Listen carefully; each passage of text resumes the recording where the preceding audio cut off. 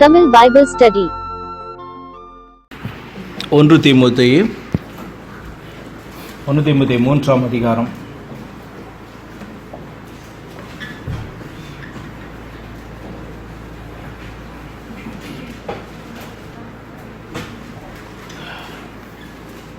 கண்காணிப்பை விரும்புகிறவன் நல்ல வேலையை விரும்புகிறான். இது உண்மையான வார்த்தை. சரி, இது பார்த்தீங்க அப்படின்னு சொன்னால் முக்கியமாக இது ஊழியம் பண்ணுறவங்களுக்கு எல்லாருமே நம்ம ஊழியக்காரர்கள். ஆனால் கூட சபையில் காணப்படுகிற சில ஊழியங்களை குறித்து அதிகமாக பேசப்படுகிறதான காரியமாக இருக்கும். இதுவும் தீத்து 2ஆம் அதிகாரமாக எது என்று சொல்லி எனக்கு தெரியல. தீத்துல அதிகமாக இதை குறித்து பேசுவார். 1ஆம் அதிகாரமா? தீத்து 1ஆம் அதிகாரம் வரும்போது பார்க்கலாம் நம்ம திரும்ப. பட் அதிகமாக சபையை நடத்துகிறவர்களுக்கு இல்லை, ஒரு வசனம் மட்டும் கிடையாது, நிறைய வசனங்கள் வரும். சரி சரி, ஓகே. இது இந்த 3ஆம் அதிகாரம் முக்கியமாக அந்த காரியம். இப்போ முதல் வார்த்தையே பாருங்கள், கண்காணிப்பை விரும்புகிறவன் நல்ல வேலை. கண்காணிப்பு அப்படின்னு சொன்னால் உங்களுக்கு தெரியுமா எதற்கு இந்த வார்த்தை உபயோகப்படுது? சில இடத்துல பார்த்துருப்பீங்க, கண்காணி அப்படி சொல்லி போட்டிருக்கோம். பேதுரு கண்காணின்ற ஒரு வார்த்தையை யூஸ் பண்ணுவார். அப்போ இந்த கண்காணின்ற வார்த்தை யாரை குறிக்குது, எதற்கு பயன்படுத்தப்பட்டிருக்கு அப்படின்னு தெரியுமா உங்களுக்கு? இங்கிலீஷில் பார்த்தீங்கன்னா பிஷப் அப்படின்னு சொல்லி போட்டிருக்கோம் சில டிரான்ஸ்லேஷனில். நம்ம தமிழ்லே பார்க்கலாம். கண்காணிப்புனா என்ன? கண்காணிக்கிறதுனா பார்க்கறத சூப்பர்வைஸ் பண்ணுறது போல், சூப்பர்னன்ட் அப்படி. சில டிரான்ஸ்லேஷனில் ஓவர்சீர்னு போட்டிருக்கோம். ஓவர்சீர்னா என்ன அர்த்தம்? செய்கிறத மேற்பார்வை பார்க்கிறதான ஒரு காரியம். அப்போ கண்காணிப்பை விரும்புகிற இந்த கண்காணிப்புன்ற வார்த்தையை எதற்கு இவர்கள் பயன்படுத்தினார்கள் அப்படின்னு சொன்னால், இப்போ பிஷப்ன்றது சரியான ஒரு வார்த்தை. நமக்கு பிஷப்னா மீனிங் தெரியும்ல, சபையினுடைய சீஃபாக இருக்கிறவர், சீஃப் பாஸ்டராக இருக்கிறவர் அப்படின்னு இருக்கலாம். அப்போ இந்த கண்காணிப்புன்ற வார்த்தை மேய்ப்பனை குறிக்கிறதான வார்த்தை. சபையே காவல் செய்கிறவன் அப்படி எடுத்துக்கோங்களேன். சபையினுடைய தலைவர்னு சொல்ல முடியாது, அது சரியான ஒரு வார்த்தை கிடையாது. ஏன்னா சபையினுடைய தலை கிறிஸ்து அப்படின்னு வேதம் சொல்லுது. பேதுரு சொல்கிறாரு, சபையை கண்காணிக்கிறதுக்கு உங்களை மேய்ப்பராக ஏற்படுத்தினார் அப்படி சொல்கிறாரு. அப்போ அந்த இடத்துல கிறிஸ்துவ பார்த்தீங்க அப்படின்னு சொன்னால் அவர் என்ன சொல்கிறாரு அப்படின்னு சொன்னால் சீஃப் ஷெப்பர்ட் அப்படின்னு சொல்லுவார். ஷெப்பர்ட்னா மேய்ப்பர்னு அர்த்தம். பேதுருவில் எந்த இடத்துல வருது அது?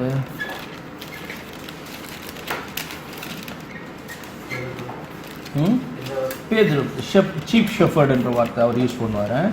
சபையை கண்காணிக்கிறதற்கு உங்களை ஏற்படுத்தினார் அப்படி சொல்லி அவர் ஆலோசனை கொடுப்பாரு. எங்கே இருக்குன்னா 1 பேதுரு 5ஆம் அதிகாரம் 3ஆவது வசனத்தில் 3-4 அந்த இதில் வருது.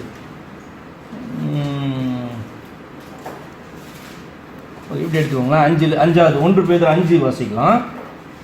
உங்களில் உள்ள மூப்பருக்கு உடன் மூப்பனும் கிறிஸ்துவின் பாடுகளுக்கு சாட்சி இனி வெளிப்படும் மகிமைக்கு பங்காளியுமாயிருக்கிற நான் புத்தி சொல்லுங்கள். உங்களிடத்தில் உள்ள தேவனுடைய மந்தையை நீங்கள் மேய்த்து கட்டாயமாக அல்ல, மனப்பூர்வமாயும் அவலட்சணமான ஆதாயத்திற்காக அல்ல, உற்சாக மனதோடும் சுதந்திரத்தை இருமாப்பாய் ஆளுகிறார்கள் மந்தைக்கு மாதிரிகளாகவும் கண்காணிப்பு செய்யுங்கள் அப்படி சொல்றாரு. பார்த்தீங்களா?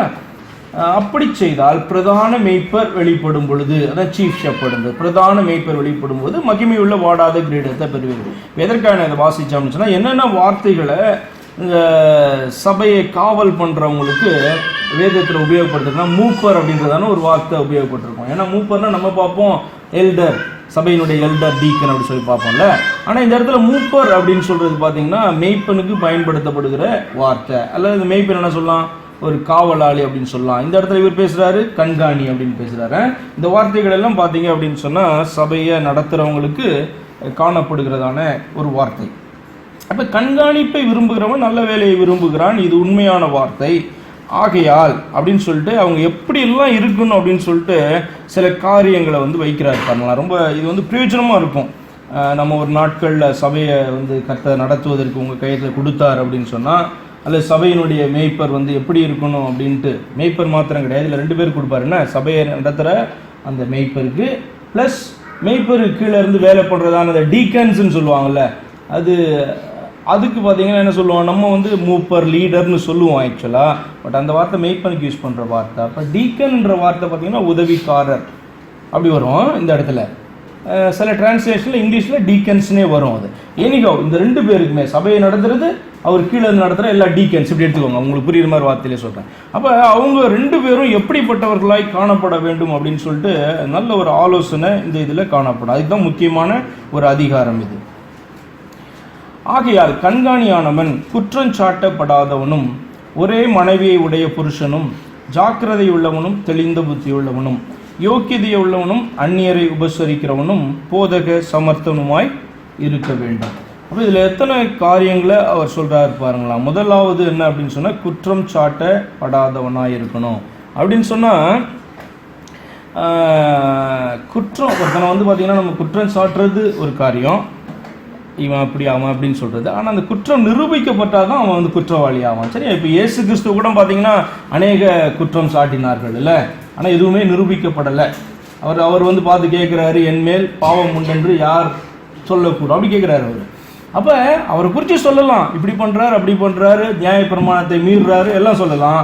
ஆனாலும் பார்த்தீங்கன்னா எந்த குற்றமும் நிரூபிக்கப்படல. அதே மாதிரி தான் பவுலை பார்த்து பார்த்தீங்கன்னா குற்றம் சாட்டினாங்க, பேதுருவை பார்த்து குற்றம் சாட்டினாங்க, ஆனாலும் பார்த்தீங்கன்னா அது நிரூபிக்கப்படலை. அதே போல் பார்த்தீங்க அப்படின்னு சொன்னால் ஒரு மேய்ப்பன், ஒரு சபையை மேய்க்கிறவர் மேலே குற்றங்களை வந்து சுமத்துறதை வைத்து இங்கே பேசல, அவர் குற்றவாளியாக அவர் இருக்கக்கூடாது. அந்த குற்றம் நிரூபிக்கப்பட்டது என்று சொன்னால் அவர் அந்த ஸ்தானத்தை வந்து பார்த்தீங்கன்னா இழந்து விடுவார். ஆக்சுவலாக இந்த வசனத்தின்படி குற்றம் சாட்டப்படாதவனாய் காணப்படணும், ஒரே மனைவியை உடைய புருஷனாக இருக்கணும். அப்படின்னா என்ன அர்த்தம் அப்படின்னு சொன்னால், இவர் எழுதுறதான அந்த காலத்திலலாம் இஸ்ரவேல் ஜனங்களில் மாத்திரம் கிடையாது, முக்கியமாக பார்த்தீங்கன்னா இது கிரேக்கர்கள் ரோமர்கள்னு அவங்களாம் மல்டிபிள் ஒய்ஃப்ஸ் காணப்பட்டுச்சு. அப்போ அப்படி இருக்கிறதுனால அவர்கள் கிறிஸ்துவை ஏற்றுக்கொண்டு ரட்சிக்கப்பட்டு உள்ளே வந்தாங்க. அப்போ அதனால பார்த்தீங்கன்னா இந்த மாதிரியான வார்த்தைகள்லாம் காணப்படுது. என்ன அப்படி சொன்னால் ஒரு ஸ்திரீயோடு கூட ஒரு மனைவியோடு கூட வாழுகிற புருஷனாய் அவன் காணப்படணும். ஜாக்கிரதை உள்ளவனும் அப்படின்னு சொன்னால் இப்படி எடுத்துக்கலாம் நீங்கள் சிம்பிளாக. இயேசு கிறிஸ்து சொல்கிறார் இல்லையா, கபட உள்ளவராய் காணப்படணும். அதே நேரத்தில் நீங்கள் வந்து சர்ப்பத்தை போல வினா உள்ளவர்கள் அப்படின்னு சொன்னால் ஜாக்கிரதை உணர்வோடு கூட காணப்படணும் அப்படின்றத அது குறிக்குது. ஜாக்கிரதை உணர்வுனா என்னென்னா, ஏதாவது தவறுனா டக்குன்னு கண்டுபிடிக்க தெரியணும். ராங் ஜட்ஜ்மெண்ட்ஸை என்ன பண்ணக்கூடாது, கொடுக்கூடாது. ஏன்னா சில நேரத்தில் குயிக்காக வந்து ஜட்ஜ் பண்ண வேண்டியது இருக்கும், ரொம்ப நேரம்லாம் காத்திருக்க முடியாது, குயிக்காக ஜட்ஜ் பண்ணணும். அப்போ அந்த நேரத்தில் சரியான ஜட்ஜ்மெண்ட் எடுக்கிறதுக்கு என்ன பண்ணணும், ஞானம் உள்ள பிள்ளைகளாய் காணப்படணும். அதுதான் அது ஜாக்கிரதை உணர்வு அப்படின்னு சொன்னால். தவறான ஒரு காரியம்னா அதை சரி பண்ணுறதுக்கு உடனே என்ன பண்ணணும், வேத அறிவு வேணும், கர்த்தருடைய ஆவியானவர் வேணும், தேவனுடைய துணை வேணும். இதெல்லாம் பார்த்தீங்கன்னா குயிக்காக என்ன பண்ணணும், டிசைட் பண்ணணும் இல்லையா. அப்போ ஜாக்கிரதை உணர்வு. மேலே உட்காரவங்க உட்காந்துக்கோங்க, நிறைய சேர் இருக்கு, மேலே உட்காந்துக்கோங்க. அடுத்தது தெளிந்த புத்தி உள்ளவர்களாய் காணப்பட வேண்டும். இது வந்து பார்த்திங்கன்னா இங்கிலீஷில் சோபர் அப்படின்னு சொல்லி போட்டிருக்கோம். சோபர்னா என்ன அர்த்தம் அப்படின்னு சொன்னால், எப்பொழுதும் பார்த்தீங்க அப்படின்னு சொன்னால் ஒரு தெளிந்த புத்தி இருக்குது. சிலர்லாம் பார்த்திங்கன்னா டக்குன்னு ஏதாவது பேசுவாங்க, ஏதாவது இது பண்ணுவாங்க, ஒரு பொறுமையாக இருக்காதுல்ல. எதற்காக முக்கியமாக இந்த வார்த்தை தெளிந்த புத்தி, அந்த சோபர்ன்றது எதுக்கு யூஸ் பண்ணப்படுற வார்த்தைன்னா, தண்ணி அடிக்காமல் இருக்கிறவனுக்கு சோபர் அப்படின்னு சொல்லுவாங்க. சோபர் தண்ணி அடித்தா என்ன ஆகும், கொஞ்சம் போதை ஏறணுன்னு ஒரு மாதிரி இருக்கும்ல. அப்போ சோபர் மைண்டட்னா என்ன அர்த்தம் அப்படின்னு சொன்னால், மீனிங் என்னன்னா, அவன் வந்து தெளிந்த புத்தியோடு இருக்கான். தெளிஞ்சிருச்சா கேட்குறோம்ல, தண்ணி அடிச்சு தெளிஞ்சிருச்சா காலையில் கேட்போம்ல. அப்போ அந்த தெளிந்த புத்தின்றது என்ன அப்படின்னா இங்கிலீஷில் சோபர் மைண்ட் அப்படின்னு சொல்கிறதான வார்த்தையை குறிக்குது. சோபர்னா எப்பயுமே வந்து புத்தி வந்து தண்ணி அடிச்சிருக்கும் போது, போதையில் இருக்கும்போது, அல்லது ஏதோ ஒரு காரியம் நம்மளை வந்து நெருக்கிட்டு இருக்கும்போது சரியான ஒரு முடிவை என்ன பண்ண முடியாது, நம்மளால் எடுக்க முடியாது. கரெக்டு தானே? அப்போ எப்பொழுதுமே பார்த்தீங்கன்னா தெளிந்த ஒரு புத்தி காணப்படணும். ஏதோ காரியங்களை சிந்திச்சுட்டு ஏதோ இது பண்ணிக்கிட்டு நம்ம இருந்தோம்னா அந்த எடுக்க வேண்டிய நேரத்தில் எடுக்கிற முடிவு எடுக்க முடியாது, போக வேண்டிய பாதையில் நம்மளால் என்ன பண்ண முடியாது, போக முடியாது. அப்படி தானே? அப்போ அதுதான் அது குறிக்குது தெளிந்த புத்தின்ற வார்த்தை. அயோக்கியம் உள்ளவனும், இது அதிகம் எக்ஸ்பிளைன் பண்ணணும். அயோக்கியம் அதுக்கு ஆப்போசிட்டு யோக்கியம். யோக்கியம் அப்படின்னு சொன்னால் எல்லாமே சரியாக செய்கிறவனாய் அவன் காணப்படணும். அந்நியரை உபசரிக்கிறவன் அப்படின்னு சொன்னால் இது வந்து அன்பு இருந்தாலும் இந்த காரியத்தை செய்ய முடியும். போதக சமர்த்தனுமாய் இருக்க வேண்டும். அப்போ போதக சமர்த்தனாக இருக்க வேணும் அப்படின்னு சொன்னால் கர்த்தருடைய வார்த்தையை சரியாக வந்து சொல்லி கொடுக்குறவனா இருக்கணும். அது வந்து ஒரு குவாலிட்டியாய் கண்காணிக்கு வந்து காணப்படுது. அப்போ இந்த போதகர்ன்றது வந்து பார்த்தீங்க அப்படின்னு சொன்னால் டிஃப்ரெண்ட் ஊழியம். என்ன போதகர்ன்றது டீச்சிங் மினிஸ்ட்ரியை குறிக்குது. போதகர்னா டீச்சிங். இப்போ இங்கிலீஷில் பார்த்தீங்கன்னா தே டீச் அப்படின்னு சொல்லியிருக்கோம் இந்த வார்த்தைக்கு. என்ன இப்போ போதகர் அப்படின்னு சொன்னால் உபதேசிக்கிறவர் அப்படின்னு சொன்னால் டீச் பண்ணுறவர்னு அர்த்தம். அப்போ மேய்ப்பர்னு சொல்கிறவர் பார்த்தீங்க அப்படின்னு சொன்னால் முழு சபையை பராமரிக்கிறவர். அப்போ அந்த மேய்ப்பர் நிச்சயமாக என்ன பண்ணணும், போதிக்கிற பார்த்து அவருக்கு நிச்சயமாக உண்டு. அப்போ மேய்ப்பர் வந்து போதக சமர்த்து அவருக்கு நிச்சயமாக காணப்படணும். இதெல்லாம் குவாலிட்டிஸில் வருது. அவன் மதுபான பிரியனாக இருக்கக்கூடாது, அடிக்கிறவனா இருக்கக்கூடாது. இதெல்லாம் பார்த்தீங்கன்னா எப்படி அப்படின்னு சொன்னால் கோபத்தை உண்டு பண்ணுறது தேவை. ஏன்னா இப்போ இந்த அடிக்கிறது அப்படின்னு சொல்கிறது பார்த்தீங்கன்னா கோபம் வரும்பொழுது தான் பார்த்தீங்க அப்படின்னு சொன்னால் இந்த காரியம் வரும்ல. அப்போ அந்த அடிக்கிறது இருக்கக்கூடாது. அடிச்சுட்டு அதுக்கப்புறம் நம்ம சாரி சொல்லலாம், மற்றவங்களை திட்டிட்டு நம்ம உடனே அதுக்கப்புறம் சாரி சொல்லலாம். ஆனால் ஹர்ட் ஆகிறவங்க என்ன பண்ணுவாங்க, ஹர்ட் ஆகிடுவாங்க இல்லையா. அப்போ ஒரு செகண்டு கொஞ்சம் யோசித்து பார்க்கணும். தேவ மனுஷனாக இருக்கிறவன் அந்த கோபம் வருவது ஓகே, இயற்கை தான். ஆனால் அது என்ன பண்ணணும், கண்ட்ரோல் பண்ணிட்டான் அப்படின்னு சொன்னால் ஒரு செகண்டு இந்த காரியத்தை அவன் என்ன பண்ண மாட்டான் இல்லையா. அப்போ அப்படி இருக்கக்கூடாது. லீட் பண்ணுறது பொசிஷனுக்கு வர்றவங்க அப்படி இருக்கக்கூடாது. இழிவான ஆதாயத்தை இச்சிக்கிறவனாய் இராமல். இழிவான ஆதாயம்னா நான் அதிகமாக உங்களுக்கு சொல்ல தேவையில்லை. எதுலேருந்து நியாயமாக கிடைக்கிறதான காரியம் அல்லாதபடிக்கு ஒரு காரியத்தை இச்சிக்கிறது தான் பார்த்தீங்கன்னா இழிவான ஆதாயத்தை, வருமானத்தை எதிர்பார்க்கிறது. அவன் பொறுமை உள்ளவனும். அப்போ இதெல்லாம் பார்த்தீங்கன்னா லிங்க் ஆகுது. அப்போ அடிக்கிறவன் பொறுமை உள்ளவன் ரெண்டுமே வந்து பார்த்தீங்கன்னா லிங்க் ஆகும். பொறுமை உள்ளவனாக இருந்தால் பார்த்தீங்கன்னா அடிக்கிறவனாக அவன் இருக்க மாட்டான், யோசித்து பார்ப்பான்ல. சண்டை பண்ணாதவனும் இதுவும் வந்து என்ன பண்ணுது, லிங்க் ஆகுது. பண ஆசை இல்லாதவனுமாக இருந்து. இப்போ பண ஆசை இல்லை அப்படின்னா இழிவான ஆதாயத்தை என்ன பண்ண மாட்டான், அவன் இச்சிக்க மாட்டான். அப்போ இந்த குவாலிட்டிஸ்லாம் பாருங்கள் ஒன்று லிங்க் பண்ணி வருது. தன் சொந்த குடும்பத்தை நன்றாய் நடத்துகிறவனும் தன் பிள்ளைகளை சகல நல்லொழுக்கம் உள்ளவர்களாய் கீழ்ப்படிய பண்ணுகிறவனுமாய் இருக்க வேண்டும். அப்போ இது ஒரு குவாலிட்டியாக அவர் கொடுக்குறாரு. என்ன அப்படின்னு சொன்னால் தன்னுடைய சொந்த குடும்பத்தை பார்த்தீங்கன்னா அவன் நன்றாய் நடத்துகிறவன் அப்படின்னு சொன்னால் அவர்களை விசாரிக்கணும், அவங்களை கவனிக்கணும், அவர்களை கர்த்தருக்கு ஏற்ற வழியில் நடத்தணும். சிட்சிக்கிறது ஒரு பகுதி, அது உண்டு. தலைவனுடைய காரியம் சிட்சிக்கிறது. அதே நேரத்தில் பார்த்தீங்கன்னா அது எப்படி இருக்கணும் அந்த சிட்சை அப்படின்ட்டு நம்ம பல காரியங்களை பார்த்துருக்கோம் நிறையா. அப்போ தன்னுடைய சொந்த குடும்பத்தை, மனைவி பிள்ளைகளை அவன் ஒழுங்காக நடத்துகிறவனாக இருக்கணும். நல்லொழுக்கம் உள்ளவர்களாக அவர்கள் நடக்கிறதுக்கு அவர்களை கீழ்ப்படிய பண்ணுகிறவனாக இருக்க வேண்டும். ஒருவன் தன் சொந்த குடும்பத்தை நடத்த அறியாதிருந்தால் தேவனுடைய சபையை எப்படி விசாரிப்பான்? அப்போ இந்த இடத்துல வந்து சபையில் பிரச்சனை வராது அல்லது குடும்பத்தில் பிரச்சனை வராது அப்படின்னே பாயிண்ட் சொல்லலை. என்ன, குடும்பத்தில் ப்ராப்ளம்ஸ் இருக்கும், அதை விசாரிக்கணும், சரியாக விசாரிக்கணும். அதே மாதிரி சபைகளில் பிரச்சனை வரும், அது என்ன பண்ணணும், சரியாக விசாரிக்கணும். அதனால தான் அந்த வார்த்தையை சொல்கிறாரு, அறியாது இருந்தால் தேவனுடைய சபையை எப்படி விசாரிப்பான். தேவனுடைய சபைகளில் பிரச்சனைகள் எழும்பும், அதை என்ன பண்ணணும் அப்படின்னு சொன்னால் மேய்ப்பன் அதை சரியாக விசாரிக்கிறவனாக இருக்கணும். அப்போ சொந்த குடும்பத்தை விசாரிக்க முடிஞ்சாதான் என்ன பண்ண முடியும், சபையை விசாரிக்கிறவனாக அவன் காணப்பட முடியும். அவன் இருமாப்படைந்து பிசாசு அடைந்த ஆக்கினையில விழாதபடிக்கு நூதன சீஷனாய் இருக்கக்கூடாது. அப்போ தமிழில் பார்த்தீங்க அப்படின்னு சொன்னால் நூதன சீஷன் அப்படின்னு சொன்னால் நீங்கள் என்ன எடுக்கிறீங்க? நீங்கள் நூதன சீஷன்னா என்ன அர்த்தம்?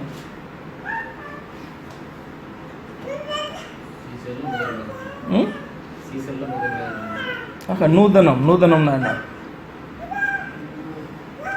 இப்போ நான் பாட்டுன்னு எக்ஸ்பிளைன் பண்ணிட்டே போகிறேன். இப்போ நீங்களே இதை படிச்சிங்கன்னா நீங்கள் இதை வந்து இந்த வார்த்தையை நீங்கள் எப்படி எடுப்பீங்க? அதுக்காக தான் கேட்குறேன். அதுதான் பைபிள் ஸ்டடி இல்லை. இப்போ நீங்களே உட்காந்து இது படிக்கிறீங்க வீட்டில். அப்போ நூதன சீசன்னா நீங்கள் எப்படி எடுப்பீங்க? நூதனம்ன்றது எதுக்கு யூஸ் பண்ண, நம்ம யூஸ் பண்ண மாட்டோம் இந்த வார்த்தையெல்லாம் தமிழில். என்ன இதெல்லாம் நமக்கு இருக்க டிரான்ஸ்லேஷன் இதுதான். இன்னொரு டிரான்ஸ்லேஷன் எதோ இப்போ வந்திருக்குல்ல. அப்போ நமக்கு இருக்க டிரான்ஸ்லேஷன் இதுதான் தமிழில். அப்போ இந்த வார்த்தை நமக்கு தெரியணும். நூதனம்னா என்ன, நம்ம இந்த நாட்களில் உபயோகப்படுத்துகிற வார்த்தை கிடையாது. அப்போ நூதனம் அப்படின்னு சொன்னால் தமிழில் என்னென்னா, இங்கிலீஷில் பார்த்தீங்கன்னா மாடர்ன்னு சொல்லலாம், புதிதான காரியம் அப்படி எடுக்கலாம்ல. அப்போ நூதன சீசனாக இருக்கக்கூடாதுன்னா இங்கிலீஷில் எப்படி போட்டு இருக்கு அப்படின்னு சொன்னால், அவன் வந்து இங்கிலீஷ் பைபிள் வச்சுருக்கீங்க, நோவிஸ்ன்னு இருக்கு. நோவிஸ்னா என்ன அர்த்தம்? புதுசாக வந்தவன் அல்லது நியூலி கன்வெர்ட் அப்படின்றது போல அர்த்தம். இன்றைக்கி தான் ஆண்டவர் அறிந்து ஏற்றுக்கொண்டு புதுசாக வந்தவன். கர்த்தருக்குள்ளே பார்த்தீங்கன்னா இன்னும் பல காரியங்களில் வளர்ந்துருக்க மாட்டான். நல்ல தேவபக்தி உள்ளவனாக இருப்பான், அதெல்லாம் வேற. கர்த்தரை சரியாக ஏற்றுக்கொண்டு இருப்பான், ரட்சிக்கப்பட்டவனாக இருப்பான். ஆனால் நூதனமானவன் அப்படின்னு சொன்னால் புதுசாக வந்தவன் அப்படின்னு சொல்லி அர்த்தம். அப்போ புதிதாய் வந்தவன் வந்து பார்த்தீங்கன்னா சபையை நடத்துகிற அளவுக்கு, அதனால தான் பார்த்தீங்கன்னா பேதுரு அந்த வார்த்தை யூஸ் பண்ணுறாரு, என்ன, உங்களில் உடன் மூப்பனாய் இருக்கிற நான். அப்போ அந்த மூப்பன்னு சொன்னாலே பார்த்தீங்கன்னா என்ன அர்த்தம் அப்படின்னு சொன்னால், கொஞ்சம் எக்ஸ்பீரியன்ஸ் ஆனவன் அப்படின்றதான் அர்த்தம். இப்போ இயேசு கிறிஸ்துவோட இருக்கும் போதே ஏறக்குறைய 30-35 வயசெல்லாம் இவங்களுக்கு இருந்திருக்கும்ல. அப்போ அவர் பரமேறி போனதுக்கப்புறம் இன்னொரு ஓகே போய் கொஞ்ச நாள் என்ன பண்ணுறாங்க, சபையை ஆரம்பிக்கப்படுது. எல்லாருமே பார்த்தீங்க அப்படின்னு சொன்னால் சின்ன பசங்க யாருமே கிடையாது. ஒரு வாலிப பிராயத்தில் முதிர்ந்தவங்களாம் அவங்க காணப்படுறாங்க. 30+னா என்னது, வாலிப பிராயத்தில் வந்து இது டீனேஜோ அந்த கீழே இருக்கிறதே கிடையாது. அப்போ நூதன சீசன் அப்படின்னு சொல்லும்போது தேவனோடு கூட கொஞ்சம் ஐக்கியப்பட்டவனா, கொஞ்சம் நாட்களாவது ஐக்கியப்பட்டவனா அவன் நிச்சயமாக என்ன பண்ணிருக்கணும், காணப்படணும். யாருமே ஆள் இல்லைன்ட்டு நியூ கன்வெர்ட்டை வந்து அதான் நோவிஸ்ன்ற வார்த்தை இங்கிலீஷில் அவர் சொன்னார் இல்லையா, நோவிஸ் அப்படின்றத அதுதான் அர்த்தம். அவன் வந்து புதுசு அவனை வந்து என்ன பண்ணக்கூடாது, நீங்கள் மெய்ப்பனாக ஏற்படுத்தக்கூடாது. காரணம் வந்து அவர் சொல்கிறார் என்ன அப்படின்னு சொன்னால், அவனுக்கு வந்து இருமாப்பு உண்டாக்கி பிசாசு அடைந்த ஆக்கினையில் விழாதபடிக்கு அப்படின்றதுல மீனிங் என்னன்னா, அவனுக்கு ஒரு இருமாப்பு வரும் அப்படின்னு சொல்கிறாரு. நம்ம எப்படி இதை சொல்ல முடியும், வேதத்தில் இது இருக்குது என்ன. அப்போ புதிதாய் வர்றவனுக்கு ஏன் பழைய ஆட்களுக்கு பார்த்தீங்கன்னா இந்த இதெல்லாம் ஸ்டேஜெல்லாம் கிராஸ் பண்ணி வந்திருப்பாங்க, என்னென்னா பெருமைப்பட்டிருப்பாங்க, விழுந்திருப்பாங்க, அடி வாங்கியிருப்பாங்க. அப்போ வந்து பார்த்தீங்கன்னா கர்த்தர் எப்படி பெருமைக்கு எதிர்த்து நிற்கிறான்றது அவங்களுக்கு தெரியும். ஏன்னா பெருமை உள்ள எவனையுமே வந்து பார்த்தீங்கன்னா கர்த்தர் என்ன பண்ண மாட்டாங்க, விட மாட்டாங்க. அவனை தட்டி இது பண்ணி அவனுடைய பெருமையை குறித்து அவனுக்கு உணர்த்தி அவனை தான் அதுக்கப்புறம் தான் என்ன பண்ணுவாங்க, கர்த்தர் பயன்படுத்துவாங்க. அப்படி இருக்கும்போது பார்த்தீங்கன்னா கொஞ்சம் நாட்கள் கர்த்தரை அறிந்து காணப்படுகிற மனுஷனுக்கு பெருமை ஏற்பட்டால் என்ன ஆகுன்றது வந்து அவனுக்கு தெரியும். அவன் அனுபவிச்சிருப்பான் அவனுடைய வாழ்க்கையில், புரியுதா. அப்போ புதுசாக வந்தவனுக்கு பார்த்தீங்கன்னா அந்த இது இருக்காது. அவன் வளர்ந்துருப்பான், ஒருவேளை வரங்கள் கிடைச்சிருக்கலாம், ஆனால் அவனை தூக்கி வைக்கும் பொழுது என்ன ஆகும்னா அவனுக்கு இருமாப்பு உண்டாகும் அப்படின்னு வேதம் சொல்லுது. என்ன அது வந்து உண்மையாக தான் இருக்கும். நான் வேதம் சொன்னால் உண்மையாக இருக்கும், நம்ம அதை டெஸ்ட் பண்ண முடியாது. பிசாசு அடைந்த, ஏன்னா இதெல்லாம் நான் அனுபவிச்சிருக்கேன். எனக்கு வந்து பயங்கர ப்ரௌட் உண்டு என்ன, ஒரு வயதெல்லாம். அப்போ கர்த்தர் இதெல்லாம் தட்டி தட்டி தட்டி தட்டி இது பண்ணும்போது தான் அது தெரியும் எவ்வளோ வந்து கர்த்தர் இதுக்கு எதிர்த்து நிற்கிறாரு. ஒரு பெருமை இருந்தாலே எப்படி எதிர்த்து நிற்கிறாரு அப்படின்னு சொல்லி எனக்கு தெரியும். அப்போ உங்களுக்கு வந்து பார்த்தீங்கன்னா ஒரு சின்ன வயசில் இப்போ வந்தான் ஒரு 25 வயசில் உள்ள வரானா கர்த்தர் அவனுக்கு வரங்களை கொடுத்து அவனை பல டேலண்ட் வந்து பார்த்தீங்கன்னா கர்த்தருக்குள்ளே வர்றதுக்கு முன்னாடியே இருக்கும். சிலருக்கு மியூசிக் டேலண்ட்டு, சிலருக்கு பாடுறதான டேலண்ட்டு, சிலருக்கு வந்து பார்த்தீங்கன்னா பைபிள் இல்லை மற்றபடி அழகாக பேசக்கூடியதான வந்து டேலண்ட்டு இதெல்லாம் இருந்திருக்கும். அப்போ அவங்க வந்து கர்த்தருடைய காரியங்களை அறிந்து கொள்ளும் போது, உதாரணத்துக்கு பவுல் எடுத்துக்கோங்க. பவுல் வந்து பார்த்தீங்கன்னா சத்தியத்தினுடைய ஆழத்தை அறிந்து கொள்வதற்கு முன்பாகவே நியாயப்பிரமாணத்தை கரைத்து குடித்தவன். அதுக்குள்ள இருக்கிறதான உண்மையான மீனிங்லாம் அவனுக்கு தெரியாதே ஒழிய ஆண்டவரை குறித்து அப்படிப்பட்ட பக்தி வைராக்கியம் அவனுக்கு உண்டு. இப்போ அவனுக்கு வந்து பார்த்தீங்க அப்படின்னு சொன்னால் கர்த்தர் இதெல்லாம் வெளிப்படுத்தி காண்பிச்சார் அப்படின்னு சொன்னா சின்னதுலையே அவன் எப்படி இருப்பான், அவனை தூக்கி மேலே உட்கார வச்சா. ஆனால் பார்த்தீங்கன்னா பவுல் மற்ற அப்போஸ்தலருக்கு கீழே இருந்தால் பார்த்தீங்கன்னா கொஞ்ச நாட்கள் ஊழியம் பண்ண வேண்டியது. ஏன்னா அவனை ஏற்றுக்கொள்ளவே இல்லை யாருமே. அவன் சொல்கிறான், என்னை ஒரு தடவை ஏற்றுக்கொண்டது பவுல் பேதுரு மாத்திரம்தான், இன்னொரு தடவை கர்த்தருடைய சகோதரனாகி யாக்கோபு தான் என்ன ஏற்றுக்கொண்டான். அப்போ எவ்வளோ நாள் இவன் வந்து நெருக்கப்பட்டிருப்பான், இவனை ஒதுக்கி இருப்பாங்கலாம் பார்த்துக்கோங்க. அதற்கப்புறம் தான் பார்த்தீங்க அப்படின்னு சொன்னால் இவனை அவர்கள் அங்கீகரித்தாங்க. அதற்கு பின்பு தான் பார்த்தீங்கன்னா இவன் தனியாக ஒரு அப்போஸ்தலனா வெளியில் போயிட்டு அநேக சபைகளை இவனை ஏற்படுத்த முடிஞ்சது இவனால். புரியுதா. எதுக்கு சொல்ல வரேன் அப்படின்னு சொன்னால், பெருமைன்றது சாதாரண மனுஷனுக்கு இயற்கையாகவே வரும். ஆண்டவர் இயற்கையாகவே சில தாளந்துகளை கொடுத்துருக்கும் போது அது ரொம்ப அதிகமாக வர்றதுக்கான வாய்ப்பு உண்டு. அப்படிப்பட்டவன் பார்த்தீங்கன்னா இருமா படைய முடியும். இருமா படைந்து அப்படியே கடினப்பட்டு காணப்பட்டானா பிசாசு அடைந்த ஆக்கினியில் அவன் விழ முடியும் இல்லையா. அதற்காக பார்த்தீங்கன்னா இந்த ஆலோசனையை அவர் கொடுக்குறாரு 6வது வருஷத்தில். அடுத்தது, அவன் நிந்தனையிலும் பிசாசின் கண்ணிலும் விழாதபடிக்கு புறம்பானவர்களால் நற்சாட்சி பெற்றவனாய் இருக்க வேண்டும். அப்போ புறம்பானவர்கள் அப்படின்னு சொன்னால் இப்போ சபையில் இருக்கிறதான ஜனங்கள் மாத்திரம் கிடையாது, வெளியில் இருக்கவன், நம்முடைய நெய்பர், நம்ம வேலை செய்கிற இடத்துல, மற்றது சுற்றி இருக்கிறதான அந்த ஒரு வில்லேஜ். இப்போ நீங்கள் உங்கள் டவுனில் வேலை பண்ணுறீங்கன்னா உங்கள் டவுனில் பார்த்தீங்கன்னா உங்களுக்கு ஒரு நல்ல பேர் இருக்கணும் அப்படின்னு சொல்கிறாரு. என்ன இப்போ டவுனில் வந்து பார்த்தீங்கன்னா நமக்கு நல்ல பேர் இருக்குமா, அது சம்பாதிக்கிறது வந்து அவ்வளோ எளிதான ஒரு காரியம் கிடையாது. உங்களுக்கே தெரியல எத்தனை வருஷமாக நீங்கள் சம்பாதிச்சிருக்கணும். ஒரு நல்ல பேர் நீங்கள் இருக்கிற ஏரியாவில் உங்களுக்கு வேணும் அப்படின்னு சொன்னால் அது வந்து சின்ன வயசுலேருந்து உங்களை பார்க்குறாங்கண்ணே. அப்போ அவர்களால் குற்றம் சாட்டப்படாதவர்களாக நீங்கள் இருக்கணும் அப்படின்னு சொன்னால் இதுக்கு எத்தனையோ வருஷங்கள் உங்களுக்கு தேவைப்பட்டிருக்கும் அப்படி தானே. அப்போ இந்த காரியம் பாருங்கள், புறம்பானவர்களால் நற்சாட்சி பெற்றவனாக இருக்க வேண்டும். அந்தபடியே உதவிக்காரர். இது வரைக்கும் பார்த்தீங்கன்னா என்ன சொல்றது, பாஸ்டர்ஸ்ன்ற வார்த்தை இருக்கு இல்லையா, அந்த மேய்ப்பர் அப்படின்னு சொல்றவங்களுக்கு சொல்லப்படுகிற வார்த்தை. அடுத்தது அந்தபடியே உதவிக்காரரும், இங்கிலீஷ் டிரான்ஸ்லேஷனில் மேபி டீக்கன் இருக்குன்னு நினைக்கிறனால டீக்கன்ஸ். அப்போ அந்தபடியே உதவிக்காரரும் இருநாக்கு, ஏறக்குறைய அதே வந்து காரியங்கள் தான், பட் இன்னும் சிலது சொல்லுவார். என்ன அப்படின்னா, இருநாக்கு உள்ளவர்களாக இருக்கக்கூடாது. மதுபான பிரியர்லாம் இங்கேயும் பார்த்தோம். அப்போ இருநாக்கு உள்ளவர்கள்னா என்ன அர்த்தம்? எப்படி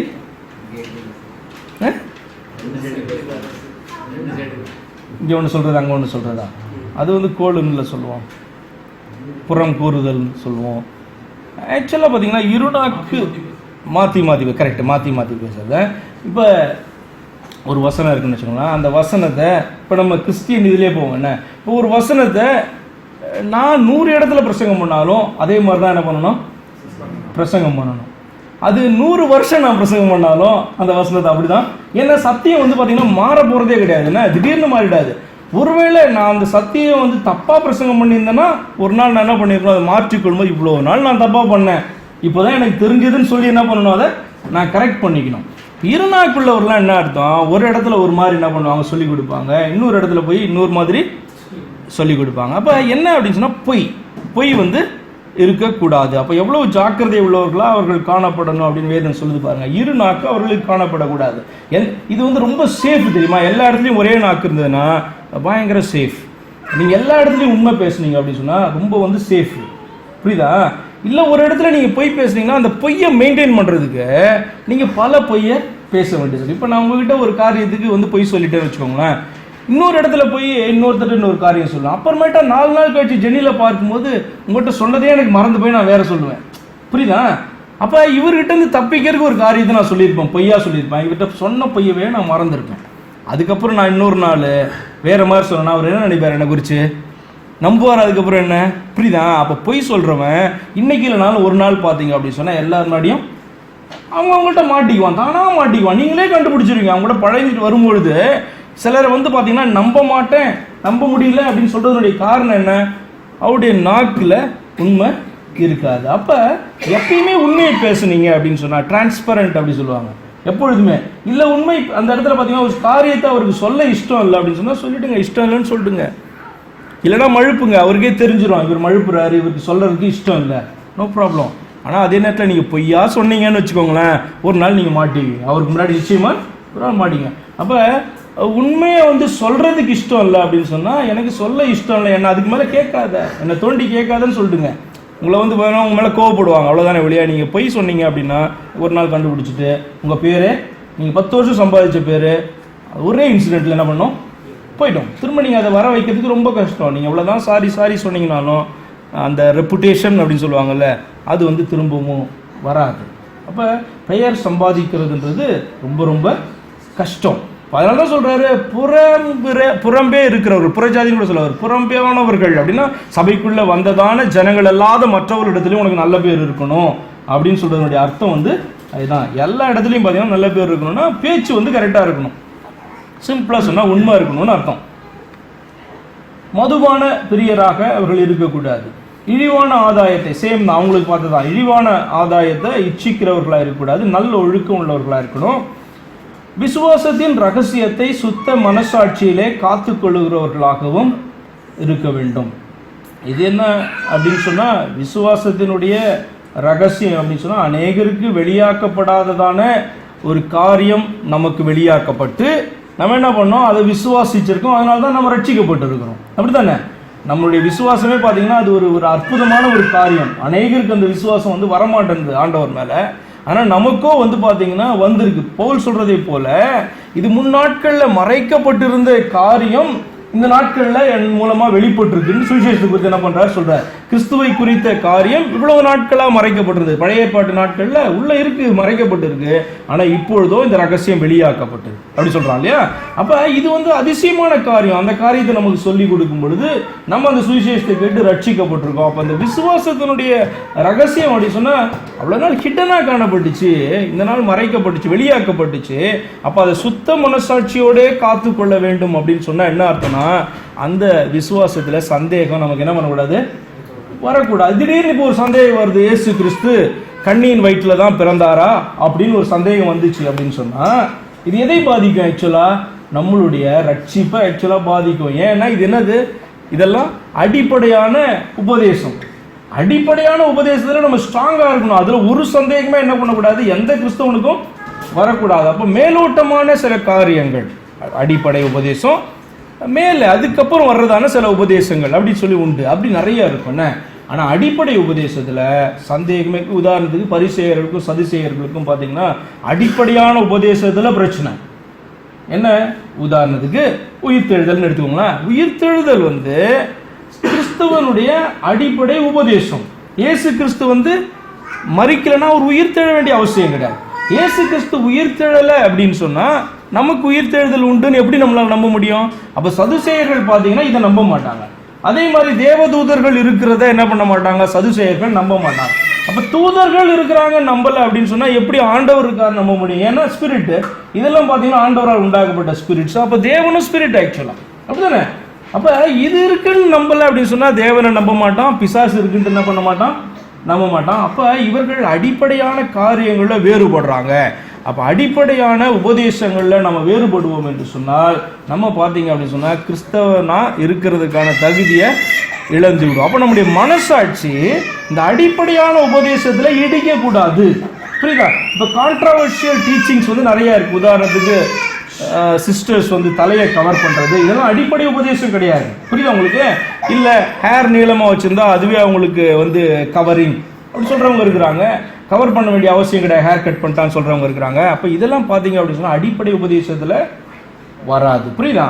ஆனா அடிப்படை உபதேசம் சொல்லும் போது மரிக்கிறது, உயிரோடு எழுந்திருக்கிறது, இயேசு கிறிஸ்துவனுடைய பாவத்துக்காக அடிக்கப்பட்டார் நம்புறது, தேவன் மாம்சத்தில் வெளிப்பட்டார் அப்படின்னு சொல்றது நம்புறது, அவர் எனக்காக ரத்தம் சிந்தினாரு, திரும்ப அவர் வருவாருன்னு நம்புறது, ஞானஸ்நானம் எடுக்கிறது, இதெல்லாம் பார்த்தீங்கன்னா அடிப்படையான காரியங்களா இருக்கு. இதுல கான்ட்ரவர்சி வரவே கூடாது. எந்த கிறிஸ்டியனா இருந்தாலும், பெந்தேகோஸ்தாவா இருந்தாலும் சரி, கேத்தலிக்கா இருந்தாலும் சரி, இதுல வரக்கூடாது. புரியுதா உங்களுக்கு?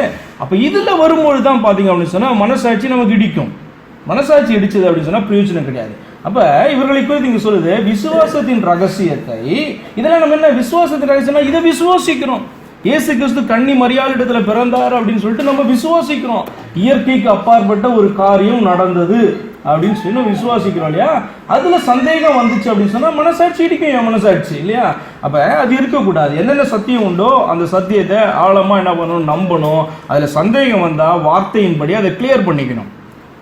அதுதான் அந்த வார்த்தையினுடைய அர்த்தம். சரி, 10. மேலும் இவர்கள் முன்னதாக சோதிக்கப்பட வேண்டும்.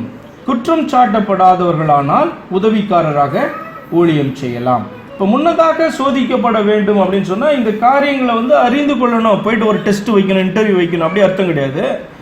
நமக்கே தெரியும். இப்போ நம்ம அந்த ஏரியாவை சேர்ந்தவங்கன்னா அவங்களுக்கு ஒரு மனுஷனுடைய சாட்சி தெரியும், அவனுடைய வேத அறிவு தெரியும், அவனுடைய விசுவாசம் தெரியும். புரியுதா? அதை வைத்து என்ன பண்ணாங்க? இப்போ உதாரணத்துக்கு இந்த டீக்கன்ஸை தேர்ந்தெடுக்கிறது நீங்கள் அப்போஸ்தலர்ல பார்ப்பீங்க. ஒரு 7 பேரை தேர்ந்தெடுத்தாங்கல்ல, ஸ்தேவான், பிலிப்பு, இப்படியெல்லாம் ஒரு 7 பேரை தேர்ந்தெடுத்தாங்க. அப்போ அந்த 7 பேர் எப்படி? நற்சாட்சி பெற்றவர்கள், பரிசுத்தாவினால் நிரம்பினவர்கள், விசுவாசித்தவர்கள், அப்படிப்பட்ட ஒரு 7 பேர் என்ன பண்ணாங்க? டீக்கன்ஸா அந்த நாட்களில் தெரிந்தெடுத்தாங்க. ஏன் இருக்கு அவங்களுக்கு? கிரேக்க விதவைகளை பந்தி விசாரிப்பு செய்யறதுக்கு அப்போஸ்தலரால் முடியாத சூழ்நிலையில அப்படி என்ன பண்ணாங்க? சபையில் இருக்கிற ஒரு 7 பேரை மூப்பர்களாக தேர்ந்தாங்க. அப்ப எப்படி தேர்ந்தெடுத்தாங்க? அவங்களுக்கு தெரியும் இவங்க இப்படி நற்சாட்சி பெற்றவர்கள், ஆவினால் நிரம்பினவர்கள் அப்படின்னு சொல்லி தெரிஞ்சதுனால 7 பேர் செலக்ட் பண்ணாங்க இல்லையா? அந்த மாதிரி தான் இது அர்த்தம். ஒழிய பெரிய எக்ஸாம்லாம் வைக்கிறதான காரியத்தை அது குறிக்கல. 10வது வசனம், முன்னதாக சோதிக்கப்பட வேண்டும், குற்றம் சாட்டப்படாதவர்களானால் உதவிக்காரராக ஊழியம் செய்யலாம். அந்தபடியே ஸ்திரீகளும் நல்லொழுக்கம் உள்ளவர்களும் அவதூறு பண்ணாதவர்களும் தெளிந்த புத்தி உள்ளவர்களும் எல்லாவற்றிலேயும் உண்மை உள்ளவர்களுமாய் இருக்க வேண்டும். அப்ப இது 11வது வசனம் இங்கிலீஷ்ல எப்படி போட்டிருக்கு? ஒய்ஃப்ஸ்ன்னு போட்டிருக்கா? அப்போ ஒய்ஃப்ஸ் அப்படின்னு சொன்னா இது பாஸ்டருடைய ஒய்ஃப், அடுத்தது உதவிக்காரருடைய ஒய்ஃப். அது பொதுவாக குறிக்கிறதான வார்த்தை. ஸ்திரீகளும் நல்லொழுக்கம். ஏன் அப்படின்னு சொன்னா ஊழியம் பண்ணும்போது சாதாரணமாகவே சண்டை பண்ணுற பொண்டாட்டியோட ஒரே வீட்டில் என்ன பண்ண கூடாது, இருக்க முடியாது. ஆக்சுவலாக வேறுமே சொல்லி கொடுக்குது. எப்போ பார்த்தாலும் சண்டை போட்டுட்டு இருப்பாங்க. அவங்க வீட்டை கவனிக்கவே 2 பேராலையும் முடியாது. அப்படி இருக்கும்போது எப்படி அவங்க பிள்ளைங்களை கவனிப்பாங்க? அடுத்தது எப்படி போயிட்டு சபையை கவனிப்பாங்க? முடியாது. அப்போ வீட்டில் பீஸ் இல்லை அப்படின்னு சொன்னால் பாஸ்டர் வேலை பண்ண முடியாது. வீட்டில் பீஸ் இல்லை அப்படின்னு சொன்னால் டீக்கன் வேலை என்ன பண்ண முடியாது? பண்ண முடியாது. அப்போ அதுக்கு கொடுக்குற ஆலோசனை பார்த்தீங்கன்னா, ஸ்திரீகள் நல்லொழுக்கம் உள்ளவர்கள், அவதூறு பண்ணாதவர்களாக இருக்கணும். அதே டீக்கன்ஸ் பாஸ்டரை போலேயே பார்த்தீங்கன்னா தெளிந்த புத்தி உள்ளவர்கள், எல்லாவற்றிலேயும் உண்மை உள்ளவர்கள். அவர்களுக்கு சொன்னதான காரியம் தான் இவங்களுக்கும் உண்மை உள்ளவர்களாக இருக்கணும். மேலும் உதவிக்காரரானவர்கள் ஒரே மனைவியுடைய புருஷருமாய், சேம் அங்கே சொன்னது தான் இங்கேயும், புருஷருமாய் தங்கள் பிள்ளைகளையும் தங்கள் சொந்த குடும்பத்தையும் நன்றாய் நடத்துகிறவர்களாயும் இருக்க வேண்டும். இப்படி உதவிக்காரருடைய ஊழியத்தை நன்றாய் செய்கிறவர்கள் தங்களுக்கு நல்ல நிலையையும் கிறிஸ்து இயேசுவை பற்றும் விசுவாசத்தில் மிகுந்த தைரியத்தையும் அடைவார்கள். அப்போ இது ஒரு வாக்குத்தத்தம் மாதிரி கூட நீங்கள் எடுத்துக்கலாம். 13வது வசனம். அப்போ தேவனுடைய ஊழியக்காரனாக இருக்கிறவன் உதவிக்காரருடைய ஊழியத்தை செய்கிறவனாக இருந்தாலும் அது நன்றாக செய்கிறவங்க தங்களுக்கு நல்ல நிலையையும் கிறிஸ்து இயேசுவை பற்றும் விசுவாசத்தில் மிகுந்த தைரியத்தையும் அடைவார். அவர் திடப்படுவாங்க அப்படின்னு சொல்றாரு. ஆவிக்குரிய வாழ்க்கையில் திடப்படுவாங்க, பூலோகத்திலையும் கர்த்தர் அவர்களை ஆசீர்வதிப்பார், நல்ல நிலைக்கு கொண்டு போவார் கர்த்தர். மாத்திரமல்ல விசுவாசத்தில் தைரியத்தை அடைவார்கள் அப்படின்னு சொன்னால் அவங்க ஸ்ட்ராங் ஆகிட்டே போவாங்க ஆவிக்குரிய வாழ்க்கையில், விசுவாச வாழ்க்கையில். அப்படி எடுத்துக்கோங்க. நான் உன்னிடத்திற்கு சீக்கிரமாய் வருவேன் என்று நம்பி இருக்கிறேன். இது லெட்டர் எழுதுறதுனால அவர் சொல்கிறாரு, நான் சீக்கிரமாய் உன்னிடத்தில் வருவேன். நான் முன்னாடியே சொன்னதை போல் இது சபைக்கு எழுதப்படலை, அந்த சபையை நடத்தி கொண்டு இருக்கிற ஒரு, இன்னும் கேட்டிங்கன்னா கரெக்டாக பார்க்கணும் அப்படின்னு சொன்னால் இவர் எபேசு சபையினுடைய சீஃப் பாஸ்டர். தீமோத்தேயு அப்படி எடுத்துக்கோங்க. எபேசு சபையினுடைய சீஃப் பாஸ்டராக இவர் காணப்பட்டார். எபேசு சபைன்றது பார்த்தீங்க அப்படின்னு சொன்னால் மிகப்பெரிய ஒரு சபை. ஆக்சுவலாக அந்த காலத்தில் பார்த்தீங்கன்னா ஒரு பில்டிங்கை வைத்து அதுக்குள்ளே சபை கிடையாது. ஒவ்வொரு வீடுகளில் பார்த்தீங்கன்னா கூடுகிற சபைகள். அப்போ எபேசு நகரம்ன்றது மிகப்பெரிய ஒரு நகரமாய் காணப்பட்டது. அதனுடைய சீஃப் பாஸ்டராக இவர் காணப்பட்டார். அப்போ பல பேர் இவனுக்கு கீழே இருந்திருப்பாங்க.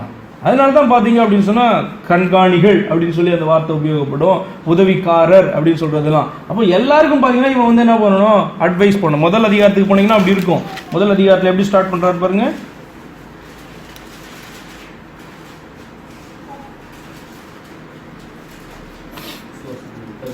மூன்றாவது வசனம், முதல் அதிகாரம் 3வது வசனம். வேற்றுமையான உபதேசங்களை போதியாதபடிக்கு விசுவாசத்தினால் விளங்கும் தெய்வீக பக்தி விருத்திக்கு ஏதுவாயிராமல் தர்க்கங்களுக்கு ஏதுவாயிருக்கிற கட்டுக்கதைகளையும் முடிவில்லாத வம்சங்களாக கவனியாதபடிக்கு நீ சிலருக்கு கட்டளையிடும் பொருட்டாக.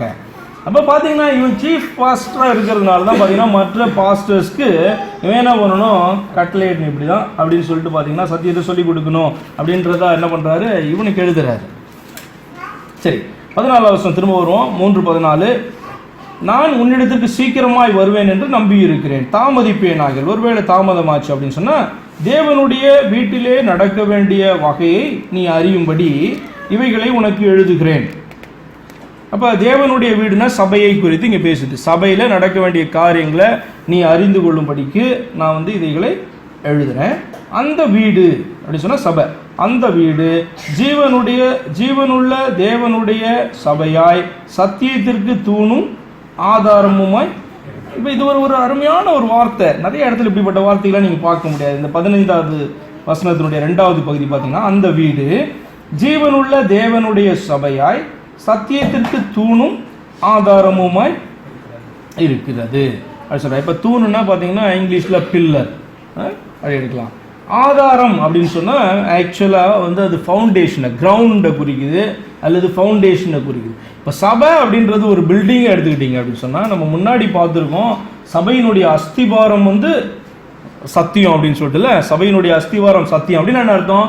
அது தீர்க்கதரிசிகள் அப்போஸ்தலர்களுடைய உபதேசத்தின் மேலே கட்டப்படுது சபை அப்படி சொல்லி எபேசியர் 1:20 நினைக்கிறேன், அதில் நம்ம பார்க்குறோம். அப்போ அந்த அஸ்திபாரத்தின் மேலே தான், தேவனிடத்திலிருந்து வெளிப்பட்டதான சத்தியத்தின் மேலே தான் சபை கட்டப்படுது. இங்கே எக்ஸ்ட்ராவாக ஒரு காரியத்தை சொல்கிறாரு. அந்த பில்டிங்குடைய தூணும் பார்த்தீங்க அப்படின்னு சொன்னால் அது என்னவா காணப்படுதான்? அதுவும் சத்தியம். அப்போ அந்த பில்டிங்குடைய அஸ்திபாரம் மாத்திரமல்ல, தூணும் சத்தியம். எது தூண் என்னத்துக்கு சொல்கிறாரு அப்படின்னு சொன்னால், இந்த தூணு தான் அந்த சபையை பார்த்தீங்க அப்படின்னு சொன்னால் கூரையை தாங்கிட்டு இருக்கும். அப்படிதான் ஒரு பில்டிங்கை மேலே இருக்கிற கூரையை தாங்கிறதுக்கு பில்லர்ஸு வேணும். அப்போ சபைன்றத ஊமையாக ஒரு பில்டிங்காக எடுத்திங்கன்னா அதனுடைய பாட்டம் ஃபவுண்டேஷன் மாத்திரம் கிடையாது, அதனுடைய கூரையை தாங்குகிறதற்கான தூணும் பார்த்தீங்க அப்படின்னு சொன்னால் சத்தியம் அப்படின்னு சொல்கிறாரு. அப்படின்னா என்ன அர்த்தம்? சபை முழுசுமாய் சத்தியம் நிறைந்ததாய் காணப்பட வேண்டும் அப்படின்னு சொல்கிறது ரொம்ப ரொம்ப முக்கியம். அது எப்போ சத்தியம் இல்லாத ஒரு சபையாக மாறுகிறதோ அன்னைக்கு பார்த்தீங்கன்னா அது சபை அப்படின்றதான அந்தஸ்தை அது இழந்துவிடும். ரொம்ப ரொம்ப ரொம்ப பேசிக்கான ஒரு காரியம். சபை கர்த்தருடைய வார்த்தையின் மேலே தான் கட்டப்படணும். சபை பார்த்தீங்கன்னா கர்த்தருடைய வார்த்தையை தான் போதிக்கணும். ஏன் அப்படின்னு சொன்னால் சபையினுடைய ஆதாரமும் அதுதான், சபையினுடைய தூணும் அதுதான், பில்லரும் அதுதான். அப்படின்னா ரூஃபை தாங்கிறதே அதுதான் அப்படின்னு சொல்லி, அப்போ இந்த யோசித்து பாருங்க, சத்தியம் இல்லை அப்படின்னு சொல்லும்போது என்ன, இந்த தூணெல்லாம் போச்சு அப்படின்னா சபை விழுந்துரும், அது சபையாக இருக்காது என்று சொல்லி அர்த்தம். ஊமையாக சொல்லப்படுகிறதான காரியம். ஆனால் முக்கியமான ஒரு காரியம் அதில் இருக்குது அறிந்து கொள்றதுக்கு. அன்றியும் 16 வசனம் சொல்கிறாரு, அன்றியும் இது எதற்காய் தீமோத்தேயுக்கு இதை ஞாபகப்படுத்துகிறாரு எனக்கு தெரியல. 16வது வசனம் பார்த்தீங்கன்னா வேதத்தில் இருக்கிறதுல ஒரு முக்கியமான ஒரு வசனம். தேவ பக்திக்குரிய ரகசியமானது யாவரும் ஒப்புக்கொள்ளுகிறபடியே மகா மேன்மை உள்ளது. தேவ பக்திக்கு உரிய ரகசியம் அப்படின்னு சொல்கிறாரு. அப்படின்னா இங்கிலீஷில் பார்த்தீங்கன்னா மிஸ்டரி அப்படி சொல்லியிருக்காங்க. தேவ பக்திக்குரியதான ஒரு காரியம், காட்லினஸ் அப்படின்னு இங்கிலீஷில் இருக்கும், மிஸ்டரி ஆஃப் காட்லினஸ் இருக்கும். தமிழில் நல்லா தான் மொழிபெயர்த்திருக்காங்க. அது என்னென்னா தேவ பக்திக்குரிய ரகசியம் யாவரும் ஒப்புக்கொள்ளுகிறபடி அப்படின்னு சொன்னால் சபையில் இருக்கிற எல்லாருமே ஏற்றுக்கொள்ளுகிறதான ஒரு காரியமாக இருக்குது. அது நிறுத்தணுமா நிறுத்தணுமா ஏற்றுக்கொள்ளுகிறபடியே மகா மேன்மை உள்ளது. தேவன் மாம்சத்தில் வெளிப்பட்டார். எத்தனை பாயிண்ட்ஸ் இதில் சொல்லிட்டு வர்றாரு அப்படின்னு சொல்லி பார்க்கலாம். நம்ம முதல் பாயிண்ட் பார்த்தீங்க அப்படின்னு சொன்னால் தேவன் மாம்சத்தில் வெளிப்பட்டார் இப்படின்றதான சத்தியத்தை எல்லாரும் ஒத்துக்கிறாங்க அப்படின்ட்டு சொல்கிறாரு. யார் அப்படின்னு சொன்னால் சபைக்குள்ள வருகிறவர்கள் எல்லாரும் ஒத்துக்கொள்ளுகிறதான ஒரு காரியம் அப்படின்னு சொல்லிட்டு இதை வைக்கிறார். எது? தேவன் மாம்சத்தில். அப்போ இது என்னது? இது பார்த்தீங்கன்னா பேசிக் டாக்டரின். இப்போ தேவன் மாம்சத்தில் வெளிப்பட்டார்ன்றது பேசிக் டாக்டரினா ஆகுது. இது இல்லை அப்படின்னு சொன்னால் சபையே கிடையாது. தேவன் மாம்சத்தில் வெளிப்பட்டார், ஆவியிலே நீதி உள்ளவர் என்று எண்ணப்பட்டார் அப்படின்னு சொன்னால் அவரிடத்துல குற்றம் காணப்படலை, கண்டுபிடிக்க முடியல, காணப்படலை. அதான் பழுதற்ற ஆட்டுக்குட்டியாய் அவர் இருந்தார். 33 வயதில் பழுதற்ற ஆட்டுக்குட்டியாய் அவர் நின்றார். தேவதூதர்களால் காணப்பட்டார் அப்படின்னு சொன்னால் இது எதுக்காக இந்த வார்த்தை சொல்கிறாருன்னு எனக்கு ஆக்சுவலாக தெரியல.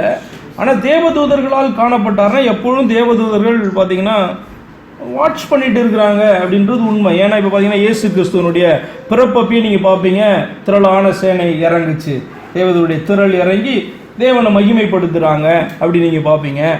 அவர் மரிக்கும் போதும் பார்த்தீங்க அப்படின்னு சொன்னால் தேவதூதன் கல்லறையில் இருக்கிறான், வெளியில் உட்கார்ந்துட்டு இருக்கிறான். அவர் மேலே எடுத்துக்கொள்ளும் போதும் பார்த்தீங்கன்னா அங்கே இருக்கிற கலிலேயரே நீங்கள் ஏன் கலங்குறீங்க, ஏன் என்ன பார்த்துட்டு இருக்கீங்க, போன உடனே திரும்பி வருவார் அப்படின்னு சொல்கிறத நீங்கள் பார்க்குறீங்க. கெத்செமனே அவர் போகும்போது பார்த்தீங்கன்னா ஜெபிக்கும் பொழுது தேவதூதர்கள் தேற்றினார்கள் அப்படி இருக்கும். அவர் ஊழியத்தை தொடங்கிறதுக்கு முன்பாக கூட பார்த்தீங்கன்னா அவர் சோதிக்கப்படும் பொழுது அந்த 40 நாளும் தேவதூதர்கள் அவருக்கு ஊழியம் செய்தார்கள் அப்படின்னு. அப்போ பார்த்தீங்கன்னா தேவதூதர்கள் எப்பொழுதுமே பார்த்து கொண்டே இருக்கிறாங்க அப்படின்றது பார்த்தீங்கன்னா ஒரு ட்ரூத். என்ன இப்போ நம்ம என்ன இதுன்னு தெரிஞ்சுக்கலாம் அப்படின்னு சொன்னால் அஃப்கோர்ஸ் நம்மளையும் பார்த்தீங்க அப்படின்னு சொன்னால் தேவதூதர்கள் பார்த்துட்டு இருக்காங்க. எபிரேயர் 2ஆம் அதிகாரத்தில் போய் பார்த்தீங்க அப்படின்னு சொன்னால் 1ஆம் அதிகாரத்தில் நினைக்கிறேன், அவர்கள் ரட்சிக்கப்பட போகிறவர்களுக்கு உதவி செய்யும்படி அனுப்பப்படுகிற பணிவிடை ஆவி. அப்போ நம்மளுடைய ஃபோக்கஸ் அவர் மேலே கிடையாது, ஆனால் ஆண்டவர் பார்த்தீங்கன்னா நமக்கு உதவி செய்யறதுக்கு அவர்களை அனுப்புகிறாரு அப்படின்ட்டு எபிரேயர் 1ஆம் அதிகாரம் கடைசியில் காணப்படுது. அப்போ இயேசு கிறிஸ்துவுக்கு பார்த்தீங்க அப்படின்னு சொன்னால் எப்பொழுதும் தேவதூதர்களாய் காணப்பட்டார், அவர்களால் காணப்பட்டார் அப்படின்னு சொன்னால் அவருடைய கண் எப்பொழுதும் இருந்தது, எப்போதும் ரெடியாக இருந்தாங்க ஹெல்ப் பண்ணுறது. அவர் ஒரு இடத்துல சொல்லுவார், அவர் பேதுரு அந்த வேலைக்காரனுடைய காதை வெட்டும் போது அவனை கடிந்து கொண்டு அவர் சொல்லுவார், இப்பொழுதும் நான் வேண்டிக் கொண்டேன் அப்படின்னு சொன்னால் அநேக தூதர்களை அனுப்புவார் இல்லையா, அனுப்ப மாட்டாரா அப்படி சொல்லி கேட்பார்ல. அப்போ என்ன அப்படின்னு சொன்னால் இது உண்மை. நமக்காக கார்டியன் ஏஞ்சல்ஸ் இருக்கிறாங்க. இன்னொரு இடத்துல ஆண்டவர் சொல்லுவார், இந்த சிறியரில் ஒருவருக்கு நீங்கள் என்ன பண்ண வேணாம், இடரல் உண்டாக்க வேணாம். யாருன்னா சிறியர்னா என்ன, அவரை ஏற்றுக்கொண்டு வந்ததான சீஷர்கள், அவருடைய தேவ பிள்ளைகளை குறிக்குது. இவர்களுக்கு நீங்கள் இடரல் உண்டாக்க வேணாம். ஏன் அப்படின்னு சொன்னால் இவர்களுக்குரிய தேவதூதர்கள் எப்பொழுதும் என்னுடைய பிதாவினுடைய முகத்தை தரிசித்துட்டு இருக்காங்க அப்படி சொல்லுவார். என்ன அப்படியே என்ன அர்த்தம்? இப்போ உங்களுக்குன்னு ஒருத்தர் நியமித்து இருந்தான், உங்களை பார்த்து ஒருத்தனை வந்து குறை சொல்லும் பொழுது ஆக்சுவலாக என்ன பண்ணணும், அங்கே ஒரு கம்ப்ளைண்ட் ஆட்டோமேட்டிக்காக தூதர் மூலமாக போகுது அப்படின்ட்டு சொல்கிறாரு அவர். அதான் அதனுடைய மீனிங். இப்போ நீ ஒருத்தனுக்கு இடரில் உண்டு பண்ண அப்படின்னு சொன்னால் அவனுக்குன்னு ஒரு தூதன் இருப்பான், அவனுடைய கார்டியன் ஏஞ்சல் இருப்பான் இல்லையா, அவன் வந்து என்ன பண்ணுவான், தேவனிடத்துல கம்ப்ளைண்ட் பண்ணுவான் போடுறவனை பற்றி அப்படின்னு சொல்கிறாரு. என்ன சொல்கிறாருன்னா உண்மைதான், அது சத்தியம் இல்லையா. இதெல்லாம் நம்ம பார்க்க முடியாததான காரியங்கள், ஆனால் வந்து இது உண்மை. சரி, புற ஜாதிகளிடத்தில் பிரசங்கிக்கப்பட்டார். அப்போ இயேசு கிறிஸ்து வந்து பார்த்தீங்க அப்படின்னு சொன்னால் இஸ்ரவேல், அவங்களுக்கு தெரியும் இஸ்ரவேலர்கள் மத்தியிலே வந்தவர், அவர்கள் மத்தியிலே ஊழியம் பண்ணினவர், அவர்கள் மத்தியிலே அவர் மரித்து போனார். இது வந்து தெரியும். அவரே சொல்கிறாரு, காணாமற் போன இஸ்ரவேலர்கள் மத்தியில் தான் அனுப்பப்பட்டேன் அப்படின்னு சொல்கிறார் அவர். என்ன அப்போ இவர் வந்து பார்த்தீங்க அப்படின்னு சொன்னால் புறஜாதிகளிடத்தில் பிரசங்கிக்கப்பட்டார் அப்படின்னு சொன்னால் இவர் இஸ்ரவேலர்களுக்கு மாத்திரம் ரட்சகர் கிடையாது, இவர் முழு உலகத்துக்கும் ரட்சகர் அப்படின்னு சொல்லப்பட்ட வார்த்தை நிறைவேறினதே வந்து பார்த்தீங்க அப்படின்னு சொன்னால் இவர் குறித்து சொல்கிறார் இந்த இடத்துல. என்ன அப்படின்னா புறஜாதிகளிடத்தில் எல்லாரிடத்திலும் பார்த்தீங்கன்னா இவரை குறித்தான சுவிசேஷம் போகுது, நற்செய்தி போகுது அப்படின்னு சொல்றதான காரியம். உலகத்திலே விசுவாசிக்கப்பட்டார் அப்படின்னு சொன்னால் இஸ்ரவேலர் மத்தியில் மாத்திரம் கிடையாது, உலகத்தில்னா எல்லாரும். ஆபிரகாமுக்கு கொடுத்த வாக்குத்தத்தம், உனக்குள் பூமியில் உள்ள சகல ஜாதிகளும் ஆசீர்வதிக்கப்படும். அது கிறிஸ்துவுக்குள்ளாக தான், ஆபிரகாம்கிட்ட சொன்ன வார்த்தை கிறிஸ்துவுக்குள்ளாக தான் நிறைவேறும். ஆபிரகாமுடைய சந்ததிக்குள் அப்படின்னு சொன்னா கிறிஸ்துவுக்குள் உலகத்தினுடைய சகல ஜாதிகளும், பூமியின் சகல ஜாதிகளும் ஆசீர்வதிக்கப்படும். ஏன்னா நம்பி விசுவாசிச்சு வருவாங்க. அப்போ உலகத்தில் விசுவாசிக்கப்பட்டார், மகிமையிலே ஏறெடுத்து கொள்ளப்பட்டார் அப்படின்னு சொன்னா அவர் பரமேறி போனார். அப்போ சுவிசேஷத்தில் இது வரைக்கும் தான் என்ன பண்றோம், நம்ம சொல்றோம். அடுத்து வருவார் அப்படின்னு சொல்றோம். இப்போ இதெல்லாம் நடந்த காரியம், வருகிறத நம்ம என்ன பண்றோம், விசுவாசித்து காத்திருக்கிறோம் அவர் வருகைக்கு. அப்போ இந்த காரியத்தை பவுலிடத்துல ஏன் சொல்றாரு அப்படின்னு சொன்னா இது அடிப்படையான காரியமா இருக்குது, சபையில வந்து அறிந்திருக்க வேண்டியதான சத்தியமா இருக்குது அப்படின்னு சொல்லிட்டு அன்றியும் அப்படின்னு சொல்லிட்டு இந்த 6 பாயிண்ட்டை வந்து சொல்றாரு. இதுல நீங்க ஏதாவது கேள்விகள் இருந்தா கேளுங்க, இதை குறித்து இன்னும் ஏதாவது ஆழமா பார்க்கணும் அப்படின்னு சொன்னா.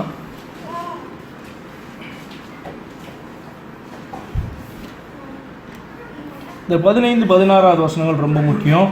அதுக்கு மேலே இருக்க வசனங்கள் எல்லாம் ஃபுல்லாக பார்த்தீங்க அப்படின்னு சொன்னால் மேய்ப்பருக்கும் உதவிக்காரருக்கும் டீக்கன்ஸ்க்கும் வந்து சொல்லப்படுகிறதான என்ன சொல்கிறது சில நார்ம்ஸ் அப்படி சொல்லி எடுக்கலாம்.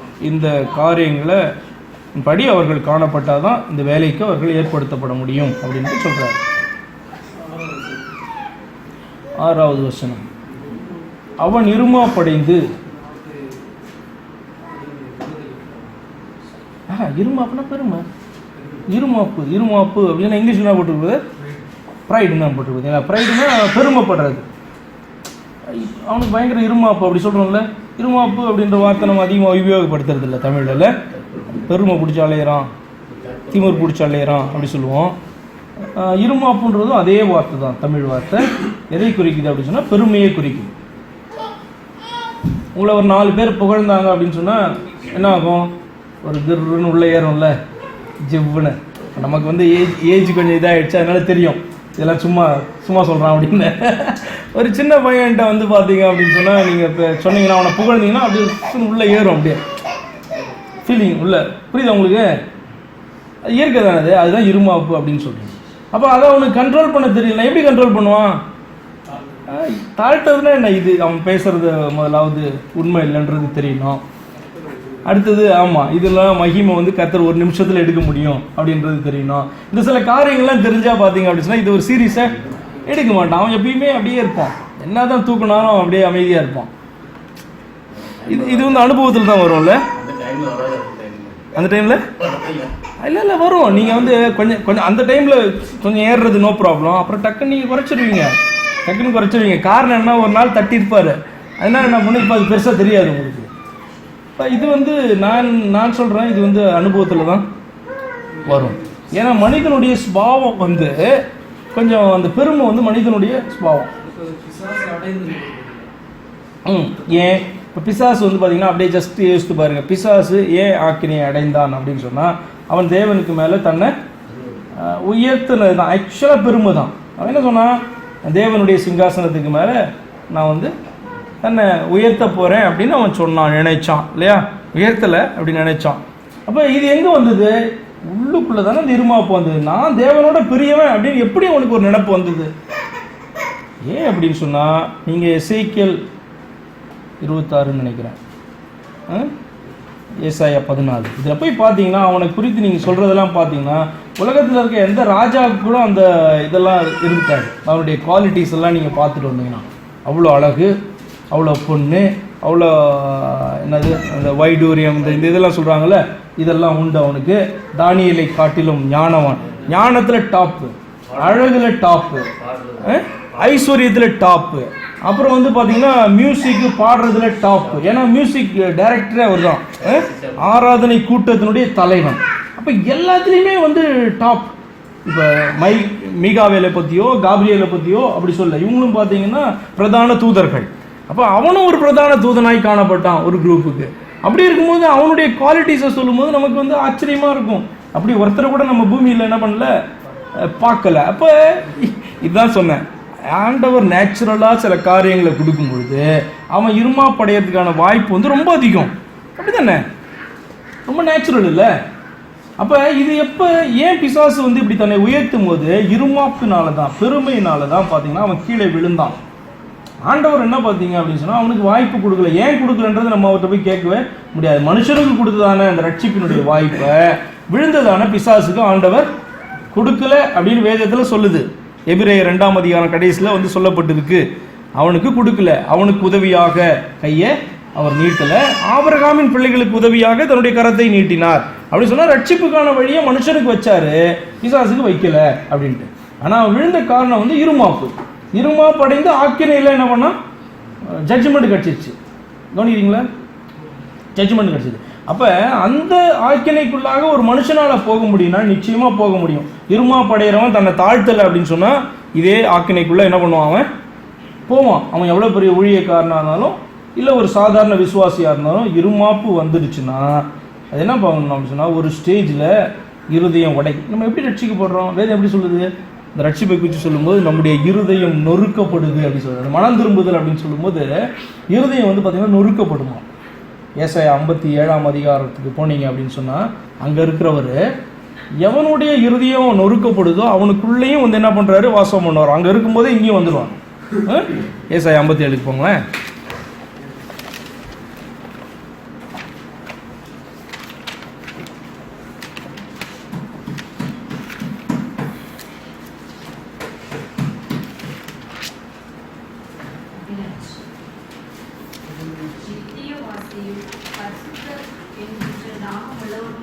ஐம்பத்தி 15 ஓகே.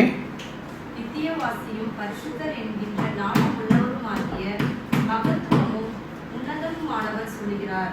உன்னதத்திலும் பரிசுத்த ஸ்தலத்திலும் வாசம் பண்ணுகிற நான் பணிந்தவர்களின் ஆவியை உயிர்ப்பிக்கிறதற்கும் நொறுக்கினவர்களின் இருதயத்தை உயிர்ப்பிக்கிறதற்கும் நொறுங்குண்டு பணிந்த ஆவியுள்ளவர்களிடத்திலும் வாசம் பண்ணுகிறேன். அப்போ அவர் சொல்றாரு, நான் அங்கே இருக்கும் போதே இங்கே கீழே வந்துடுவேன் அப்படின்றாரு. அப்படிதானே? அங்கே இடத்த காலி பண்ணிட்டு வந்துடுவேன்ல. அங்கே இருக்கும் போதே அந்த வசனத்தை பார்த்தீங்கன்னா ரொம்ப இன்ட்ரெஸ்டிங்காக இருக்கும். அங்கே உன்னதத்துமானவர் சொல்லுகிறது, அங்கே இருக்கிற நான் பார்த்தீங்கன்னா ஒருவனுடைய இருதயம் நொறுங்குண்டது. எப்போ நொறுங்குண்டும் உடைஞ்சு போவோம் அப்படின்னு சொன்னால் பாவ உணர்வு பெற்று அவன் வந்து பார்த்திங்கன்னா மனம் திரும்பும் போது தான் இருதயம் என்ன பண்ண உடைக்கப்படும். அப்போ பார்த்தீங்க அப்படின்னு சொன்னால் ஆண்டவர் வந்து அதை உயிர்ப்பிக்கிறதற்கு வந்துடுவார் நம்மகிட்ட. இதுதான் வந்து பார்த்திங்கன்னா ரட்சிப்பில் நடக்கிறதான முதல் காரியமாய் காணப்படுது. அப்போ மனசு உடையும் போது ஆண்டவர் என்ன பண்ணுவார், உள்ளே வந்துடுவார். அப்போ இருமாப்பு அடைஞ்சா என்ன ஆகும் அப்படின்னு சொன்னால் பிரச்சனை தான். ஆனால் இருதயம் திரும்ப உடைக்கப்பட்டா மனம் திரும்புறதான காரியம். உடைக்கப்பட்டா என்ன பண்ணுவான், அவன் தப்பிடுவான். அதனால இதில் சொல்லப்பட்டிருக்கான், அவன் பிசாசினுடைய ஆக்கினைக்குள்ளார போக முடியுமா, மனம் திரும்பலைன்னா போயிடுவான்.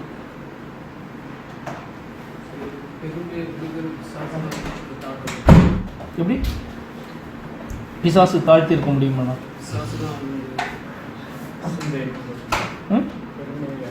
கொண்டு வர்றதா? பெருமையை கொண்டு வர்றது பிசாசு கிடையாது. நம்ம என்னைக்கு விழுந்தோமோ அன்னைக்கே பார்த்தீங்கன்னா அவனுடைய அந்த குவாலிட்டி நமக்குள்ளே வந்துருச்சு. இப்போ ஏவாள் வந்து பார்த்தீங்கன்னா நீங்கள் யோசிச்சு பாருங்க, ஏவாள் வந்து ஏன் அந்த பழத்தை போய் சாப்பிட்டா? அவளுக்கு ஒரு ஆசை தேவனை போல ஆயிடணும்ட்டு ஒன்று.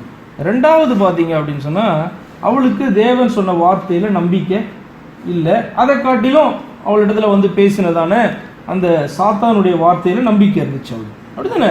கர்த்தருடைய வார்த்தையில் விசுவாசம் ஏமாந்து போகிறது தான். எப்படியா இருந்தாலும் பாவம் தானே.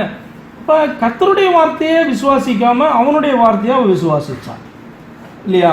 அப்போ என்ன நடக்குது? ஆக்சுவலாக விழுந்து போனா, கீழ்ப்படியாமையினால விழுந்து போனா. இது ஏன் வந்துச்சு? இது அதுக்கு முன்னாடி வேதம் சொல்லிட்டு அவங்க ரெண்டு பேரும் ரொம்ப இன்னசென்ட் அப்படின்னு சொன்னால் நன்மை தீமை அதுக்கு அந்த வார்த்தை யூஸ் பண்ணோம்.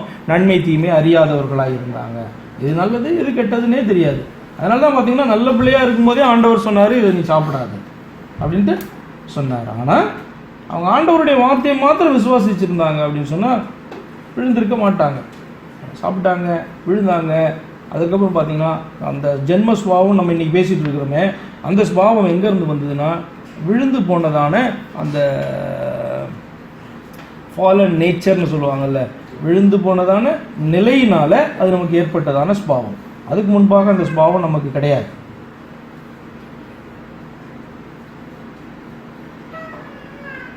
அப்போ பெருமன்றதே வந்து பிசாசு தான் கொடுக்குறானா அப்படின்னு சொன்னால் நம்முடைய ஸ்பாவத்திலே இருக்குது பெருமன்றது. அந்த ஓல்டு நேச்சர் நம்ம இப்போ நிறைய பார்த்துருக்கோம்ல, அதை குறித்து நம்முடைய அந்த பழைய ஸ்பாவத்திலேயே இந்த பெருமை வந்து உண்டு. இப்போ இயேசு கிறிஸ்துக்கு பார்த்தீங்கன்னா பெருமன்றதே வந்து வரவே வராது. அவருடைய ஸ்வாவத்தில், தேவனுடைய ஸ்வாவத்திலேயே வந்து பெருமன்றது கிடையாது. அவர் பெருமை பாராட்டுறதுன்னா அவர் தானே முதல்ல பெருமை பாராட்ட முடியும் எல்லா காரியத்திலையும். ஆனால் அந்த குவாலிட்டியே பார்த்தீங்க அப்படின்னு சொன்னால் அவருக்கு கிடையாது. அந்த குவாலிட்டியே பிசாசுனுடைய குவாலிட்டி தான். அவன் விழுந்ததுனால அவனுக்கு காணப்பட்ட குவாலிட்டி, அவன் வந்து வஞ்சித்து இவங்க விழுந்ததுனால இவங்களுக்கு வந்ததான குவாலிட்டி. அப்போ இன்னைக்கு பிசாசு தான் பெருமையை கொண்டு வரானா? கிடையாது. நம்முடைய சுபாவத்திலேயே வந்து பெருமை உண்டு, ஓல்டு நேச்சர்லேயே பெருமை உண்டு. இப்போ அதை நம்ம மேற்கொள்ளணும் அப்படின்னு சொன்னால் ஆண்டவரை தான் நோக்கி பார்க்கணும். ஆவியின்படி நடத்தப்பட்டால் பெருமையை மேற்கொள்ளலாம். இப்போ இவர் ராஜன் சொன்னார்ல, அந்த பெருமை உணர்வு வர்றதை வந்து கண்ட்ரோல் பண்ண முடியலன்ட்டு. உண்மை தானே, எல்லாருக்குமே வருமே பெருமை உணர்வு வரும். ஆனால் வந்து என்ன பண்ணணும் அப்படின்னு சொன்னால் இது போலியானது அப்படின்னு நமக்கு தெரியணும். அதுதான் சத்தியம். பெருமை உணர்வு போலியானது, இது தேவனுடைய இது கிடையாது, இது தேவனுக்கு விரோதமான பகை அப்படின்றதெல்லாம் என்னது? சத்திய வார்த்தைகள், வசனங்கள். அப்போ அந்த வசனங்கள் நமக்கு என்ன உதவி செய்யும் அப்படின்னு சொன்னால், பெருமை வரும் பொழுது இது வந்து நம்ம புதிய மனுஷனிடத்துலேருந்து வர்றது கிடையாது, பழைய மனுஷனுடைய ஸ்பாவத்திலேருந்து வெளிப்படுது அப்படின்ற உண்மை தெரிஞ்சாலே நம்ம என்ன பண்ணுவோம்? அதுக்கு முக்கியத்துவம் கொடுக்காம அதை மேற்கொள்றோம். மேற்கொள்றது தான் வாழ்க்கை, கிறிஸ்தவ வாழ்க்கை மேற்கொள்றது தான். புரியல இன்னும்? பிசாசு ஏன் அப்படின்னு சொன்னால், பிசாசால மனம் திரும்ப முடியல ஒரு காரியம், அவனுக்கு மனம் திரும்புறதுக்கான வழியும் ஆண்டவர் வைக்கல.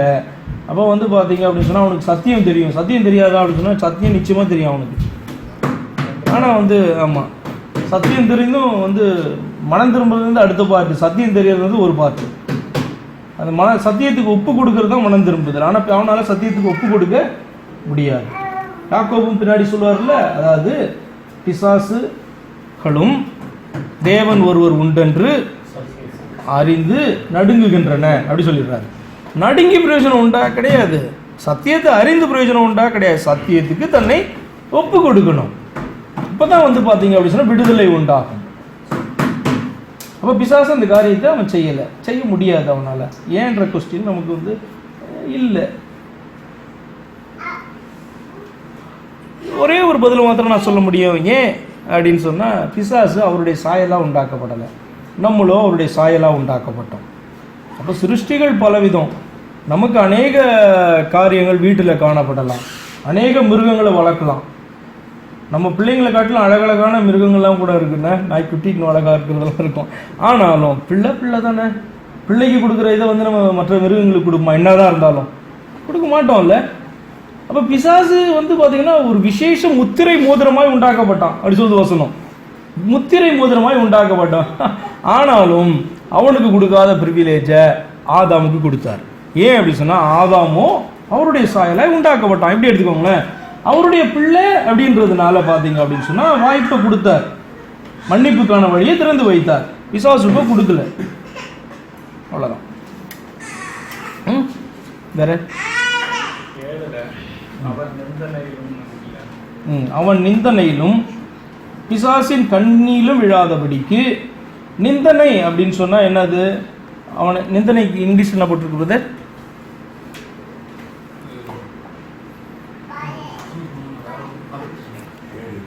ஓகே, நிந்தனை அப்படின்னு சொன்னா விரோதமாக நிந்திக்கிறதான காரியம், அப்படிதானே?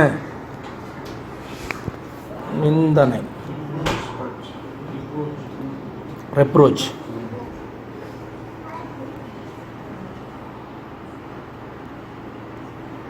தீமோத்தேயு 3ஆம் அதிகாரம் 7வது வசனம்.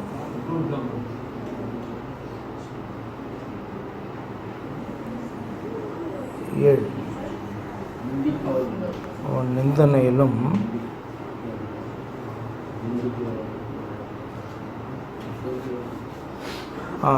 ஒரு டிரான்ஸ்லேஷனில் ரெப்ரோச்னு போட்டிருக்கு, இன்னொரு டிரான்ஸ்லேஷனில் ஃபால் இன்டு டிஸ்கிரேஸ் அப்படி சொல்லி போட்டிருக்கு. என்ன அப்படின்னு சொன்னால் நிந்தனைனா டிஸ்கிரேஸ் அப்படின்ட்டு. இப்போ அவனுக்கு கொடுத்ததான இப்போ ஒரு வேலை நமக்கு கொடுக்கப்படுது அப்படின்னு வச்சுக்கோங்களேன். அந்த வேலையை நம்ம சரியாக செய்யாத பொழுது பார்த்தீங்க அப்படின்னு சொன்னால் அதை நம்ம இழந்து போகிறதுக்கான வாய்ப்பு இருக்கு இல்லையா? அப்போ கிரேஸு, டிஸ்கிரேஸ் அப்படின்னு சொன்னால் அதை நம்ம அந்த வேலையை வந்து என்ன பண்ணுறோம், தவறாக பயன்படுத்தும் பொழுது அப்படி எடுத்துக்கோங்களேன், நிந்தனை வந்து உண்டாகுது. அதுதான் அர்த்தம். நம்ம இந்த வசனத்தை நான் வந்து வேறு மாதிரி விளக்கணும் அப்படின்னு சொன்னால், கர்த்தருடைய நாமம் வந்து பார்த்திங்கன்னா இந்த மனுஷனால் தூஷிக்கப்படும். அவன் நிந்தனையிலும். யார் யார் அவனை நிந்திப்பா? பிசாசானவன் நிந்திப்பான். சபையினுடைய ஜனங்க என்ன பண்ணுவாங்க? நிந்திப்பாங்க. அடுத்தது வெளியில் இருக்கிறதான ஜனங்க என்ன பண்ணுவாங்க? அவன் விழுந்தானா அவன் நிந்திப்பாங்க. ஏன்னா இவன் வந்து இவனை ஏற்படுத்தும் பொழுது சாட்சி எத்தனை பேர் பார்க்குறாங்க? ஆண்டவர் பார்க்குறார், பிசாசு பார்க்குறான், சபையினுடைய ஜனங்களுக்காக ஏற்படுத்தப்படுறான். அதுக்கு முன்னாடி வசனங்களில் சொல்லுது, அவன் புறம்பாக இருக்கிற ஒரு இடத்துல நற்சாட்சி பெற்றவனாக காணப்படணும். ஆனால் இப்போ வந்து இருமா படைஞ்சு அவன் விழும்போது இது பார்த்தீங்கன்னா ஆவிக்குரியதான தேவனையும் பிசாசையும் விட்டுருங்க, அடுத்தது சபைக்குள்ளேயே என்ன பண்ணுவான்? ஒரு நிந்தனையாக என்ன பண்ணுவான்? மாறுவான். புறமாக இருக்கிற ஜனங்க என்ன பண்ணுவாங்க? இவனை குறித்து நற்சாட்சி சொன்னவங்க இப்போ வேறு மாதிரி பேசும்பொழுது அதுதான் நிந்தனை. நிந்தனைனா இப்போ சரியில்லை அப்படின்னு சொல்கிறது தான் நிந்தனை இல்லையா? அப்படி தானே? இந்த வார்த்தைலாம் நம்ம யூஸ் பண்ணுறது கிடையாதுல்ல. நம்மளை நிந்திக்கிறான், என்னை நிந்திக்கிற நிந்தனை அப்படிலாம் வந்து சங்கீதத்தில் வருது இல்லையா? அப்படின்னா என்ன அர்த்தம்? இயேசு கிறிஸ்துவ நிந்திச்சாங்க. இவன் தச்சன் தானே, தச்சனுடைய மகன் தானே இவன் அப்படின்னு சொல்கிறாங்க. இதில் ஏறி சிலுவையில் தொங்கும்பொழுது அங்கேருந்து இறங்குவான் அவங்க விசுவாசம். நிந்தனை. இதெல்லாம் கேவலமாக பேசுறது, திட்டுறது, அந்த தகுதி வந்து பார்த்தீங்க அப்படின்னு சொன்னால் அவர் வந்து அதுக்கான பாத்திரம் அல்ல. ஆனால் வந்து விரோதமாக பேசுகிற காரியம். அவர் வந்து பார்த்தீங்கன்னா ஆக்சுவலாக புகழப்படணும், ஆனால் அதுக்கு பதிலாக பார்த்தீங்க அப்படின்னு சொன்னால் நிந்திக்கப்படுகிறார் அப்படி எடுத்துக்கோங்க. இந்த வார்த்தைலாம் நம்ம யூஸ் பண்ணுறதில்ல, அதனால தான் பிரச்சனையாக இருக்குது நம்ம தமிழ். நிந்தனை, அதுதான் நிந்தனை. ஓகே, வேறு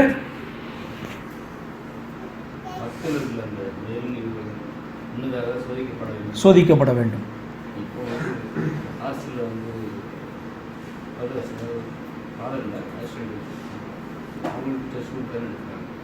அவங்க டெஸ்ட்டுனா டெஸ்ட் வச்சா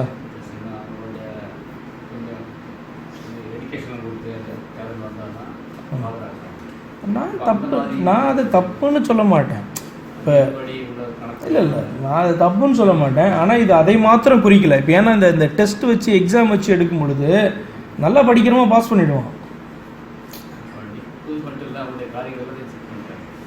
அப்போ காரியமெல்லாம் செக் பண்ணுவோம். அதான் நான் சொன்னேன், உங்களுக்கு வந்து பார்த்தீங்கன்னா உங்களுடைய சபையில் இருக்கிறவங்களுடைய நிலைமை வந்து உங்களுக்கு தெரியும், ஃபஸ்ட்டுக்கு தெரியும்ல, இவரை இந்த காரியத்துக்கு ஏற்படுத்தலாமா அப்படின்ட்டு தெரியும்ல. ஏன் அப்படின்னு சொன்னால் சபையில் நற்சாட்சி பெற்றவராக அவர் இருக்கணும். அதுதான் நான் உதாரணத்துக்கு அந்த 7 பேரை நான் உங்களுக்கு சொன்னேன். 7 பேர்களை மூப்பராக ஏற்படுத்தும் போது அவர்கள் நற்சாட்சி பெற்றவங்களாக இருந்தாங்க, பரிசுத்த ஆவியினால் நிரம்பினவர்களாக இருந்தாங்க, விசுவாசித்தவர்களாக இருந்தாங்க அப்படின்லாம் வந்து வாசிக்கிறோம்ல. அப்போ இவர்கள் வந்து பார்த்திங்கன்னா தெரியும், மற்றவர்களுக்கு தெரியும். அதுதான். அப்போ அவங்களிடத்தில் வந்து பார்த்திங்கன்னா இப்போ உங்களுடைய வேத அறிவு நீங்கள் தொடர்ந்து என்னிடத்தில் வந்துகிட்டே இருந்தீங்க அப்படின்னு சொன்னால் உங்களுடைய எந்த அளவுக்கு நீங்கள் வளர்ந்துருக்கீங்கன்னு எனக்கு வந்து ஓரளவுக்கு தெரியும். நான் சொல்ல புரியுதா? இப்போ திடீர்னு சபையில் இருக்கிற ஒருத்தருக்கு நான் கற்றுக் கொடுக்காதவங்களுக்கு இவங்க இந்த அளவுக்கு வளர்ந்துருக்காருன்னு என்னால் என்ன சொல்ல முடியாது, பேச முடியாது. ஆனால் என்கிட்ட நீங்கள் அதிகமாக பேசும் பொழுது, அதிகமாக நீங்கள் கேள்வியை கேட்கும் பொழுது நான் வந்து நீங்கள் எந்த அளவுக்கு வேதத்தில் நீங்கள் வளர்ந்துருக்கீங்கன்னு என்னால் கண்டுபிடிச்சிடேன். இப்படி நான் சொல்கிறது புரியுதா? நார்மல் டீச்சர், வேதத்தையே விட்டுருங்க. நீங்கள் இப்போ ஸ்கூலில் ஒரு டீச்சர் எடுத்துகிட்டு இருக்காங்க அப்படின்னு சொன்னால் அவங்களுக்கு வந்து ஒவ்வொரு ஸ்டூடெண்ட்டை குறித்து ஒரு ஐடியா வரும். எப்படி நாள் ஆக்கும்போது டெஸ்ட் வைப்பார், பேப்பர் வாங்குவாங்க, எழுதுவாங்க, கரெக்ட் பண்ணி கொடுப்பாங்க, டீச்சர் ஒரு கேள்வி கேட்பாங்க, அது வந்து எப்படி அவங்க பதில் சொல்கிறாங்க, இல்லை அவங்க கேட்குறதான கேள்வி, புரியுதா? இதெல்லாம் வச்சு டீச்சர் வந்து இந்த ஸ்டூடெண்ட் வந்து இந்த லெவலில் இருக்காங்க அப்படின்றது அவங்களுக்கு ஒரு ஐடியா இருக்கும் இல்லையா? அதே மாதிரி தான் வேதத்தின் காரியத்துலேயும் சபையின் காரியத்துலேயும் பார்த்தீங்கன்னா இப்படி தான் வந்து பாஸ்டர்ஸ் என்ன பண்ணுவாங்க, கண்டுபிடிப்பாங்க. அவங்களுடைய சாட்சியை வச்சு, அவங்க நடந்துக்கிறத வைத்து, சத்தியம் அவங்களுக்கு புரியறதை வைத்து என்ன பண்ணுவாங்க, கண்டுபிடிப்பாங்க. ஆண்டவருக்கு மாத்திரம்தான் 100% தெரியும். ஏன்னா அவர் இருதயத்தை பார்க்கறதுனால அவருக்கு 100% தெரியும். ஏன்னா இந்த கெஸ்ட்டெல்லாம் வந்து பார்த்தீங்கன்னா ரொம்ப வந்து ஒர்க் அவுட் ஆகாது. ஏன்னா இப்போ டெஸ்ட் வச்சா இதில் பிசாசும் வந்து உட்காந்தானா அவன் தான் இதில் ஃபஸ்ட் மார்க் வாங்குவான். தெரியுமா உங்களுக்கு? அவனுக்கு எல்லா வசனமும் தெரியும். சத்தியத்துக்கு கீழ்ப்படிய மாட்டானே ஒழிய அவனுக்கு வசனமெல்லாம் பக்காவாக தெரியும்ல. அப்போ டெஸ்ட் வச்சா பார்த்தீங்கன்னா எல்லாம் வந்து அவன் குரூப் தான் ஃபஸ்ட்டு வந்து உட்காருவான். ஆண்டவர் அது மாத்திரம் பார்க்கறது இல்லை, உண்மையை பார்க்கிறவர் அவர். ஓகேவா? வேற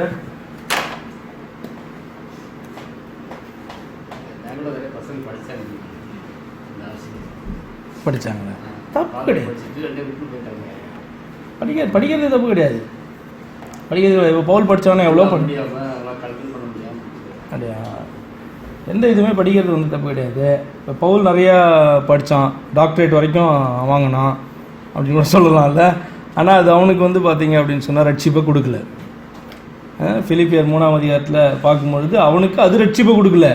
அவன் அதெல்லாம் விட்டு கிறிஸ்துவை அறிகிற அறிவுக்காக இதெல்லாம் நஷ்டம்னு எண்ணும்போது தான் அவனுக்கு ரட்சிப்பு வந்தது. அப்போ அதுதான் நமக்கும் இன்றைக்கி நம்ம படித்த படிப்பு இதெல்லாம் கிடையாது. வேத அறிவு வேணும். எதற்காய் வேணும்? ரட்சிப்புக்கு எதுவாக அதை நம்ம நடத்துறதுக்கு தான் வேதமே ஒழிய வேதத்தை நல்லா கற்று தேர்ந்து நம்ம இஷ்டத்துக்கு நடக்கிறதுக்கு கிடையாது. அப்படித்தானே?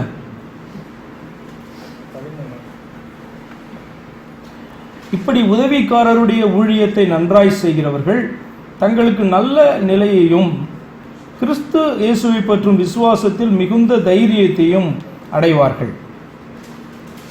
என்ன மீனிங் கேட்குறீங்களா?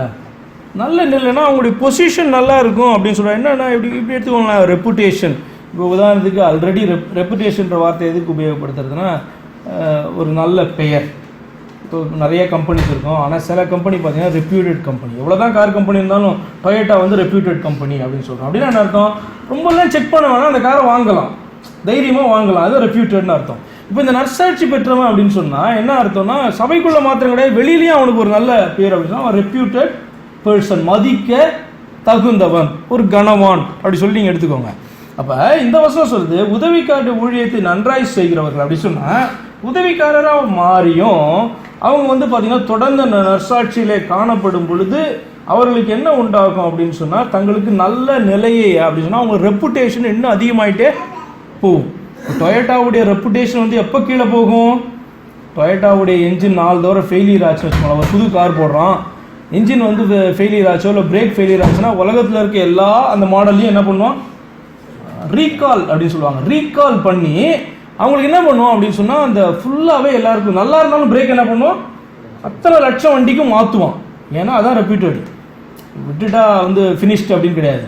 ஃபெயிலியர்னு கண்டுபிடிச்சிட்டாங்க அப்படின்னு சொன்னால் நல்லா ஓடிட்டு இருக்கிற வண்டியும் அந்த வருஷத்தினுடைய வண்டி என்ன பண்ணுவான்? ரீகால் பண்ணுவாங்க. புரியுதா? இது வந்து ரெப்யூட்டட் தான் பண்ணுவாங்க. இப்போ இப்படி நடந்துகிட்டே இருந்ததுன்னு வச்சுக்கோங்களேன், ஒரு 4-5 தடவை டொயோட்டாவுடைய ரெப்புடேஷன் வந்து போயிடும், நற்சாட்சி போயிடும். அதே மாதிரி தான் இங்கே நற்சாட்சி பெற்று உள்ளே வந்தவர் நற்சாட்சியை தக்க வைத்துக் கொள்ளலை அப்படின்னா அவருடைய ரெப்புடேஷன் போயிடும். ஆனால் இங்கே சொல்லுது இது வசனம், அப்படி உள்ளே வந்தவங்க நன்றாக ஒழுங்காக செஞ்சாங்கன்னு வச்சுக்கோங்க, ஒழுங்காக உண்மையாக காணப்பட்டாங்கன்னா அவர்களுடைய ரெப்புடேஷன் வந்து நல்ல நிலைக்கு போகும், அந்த பொசிஷன் வந்து நல்ல நிலைக்கு போகும் அப்படின்றது.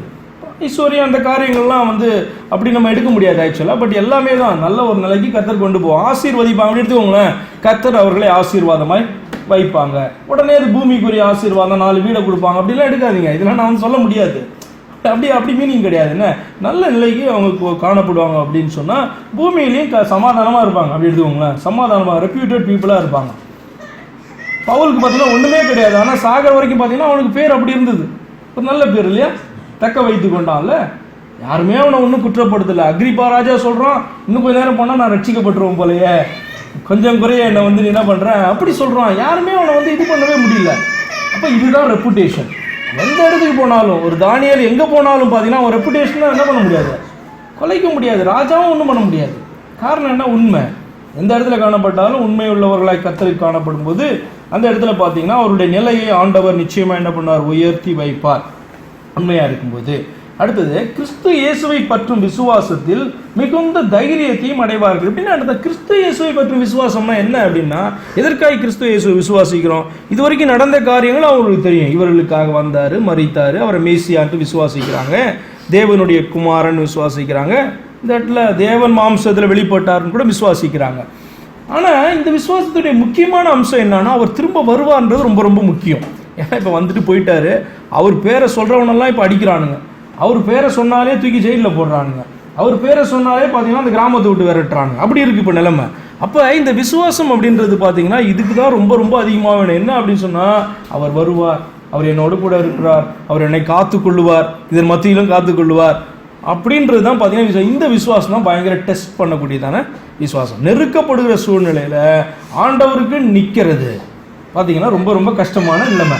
அப்போ இப்படி இருக்கிறவர்கள் பார்த்தீங்கன்னா கிறிஸ்துவை பற்றும் விசுவாசத்தில் மிகுந்த தைரியத்தை அடைவாங்க. அந்த நெருக்கத்தின் மத்தியிலும் பார்த்தீங்கன்னா அவர்களுக்கு தைரியம் உண்டாகும். அப்படிதான் எல்லா அப்போஸ்தலர்களுக்கும் கர்த்தரை பின்பற்றின எல்லாருக்கும் உண்டாச்சு. ஒரு ஸ்தேவானை நினச்சிக்கோங்களேன், பார்த்தீங்கன்னா கொஞ்ச நாட்கள்லேயே அவனை வந்து ஒரு ரத்த சாட்சியாக கொண்டு போய் அவனை கல்லெறியும் போது கூட அவன் பேசுகிற அந்த பிரசங்கத்தை கேட்டிங்கன்னா ரொம்ப ஆச்சரியமாக இருக்கும். 7ஆம் அதிகாரம்னு நினைக்கிறேன் அப்போஸ்தலரில். அப்படி ஒரு அருமையான பிரசங்கத்தை பண்ணுறான். எப்படி அந்த தைரியம் வந்தது?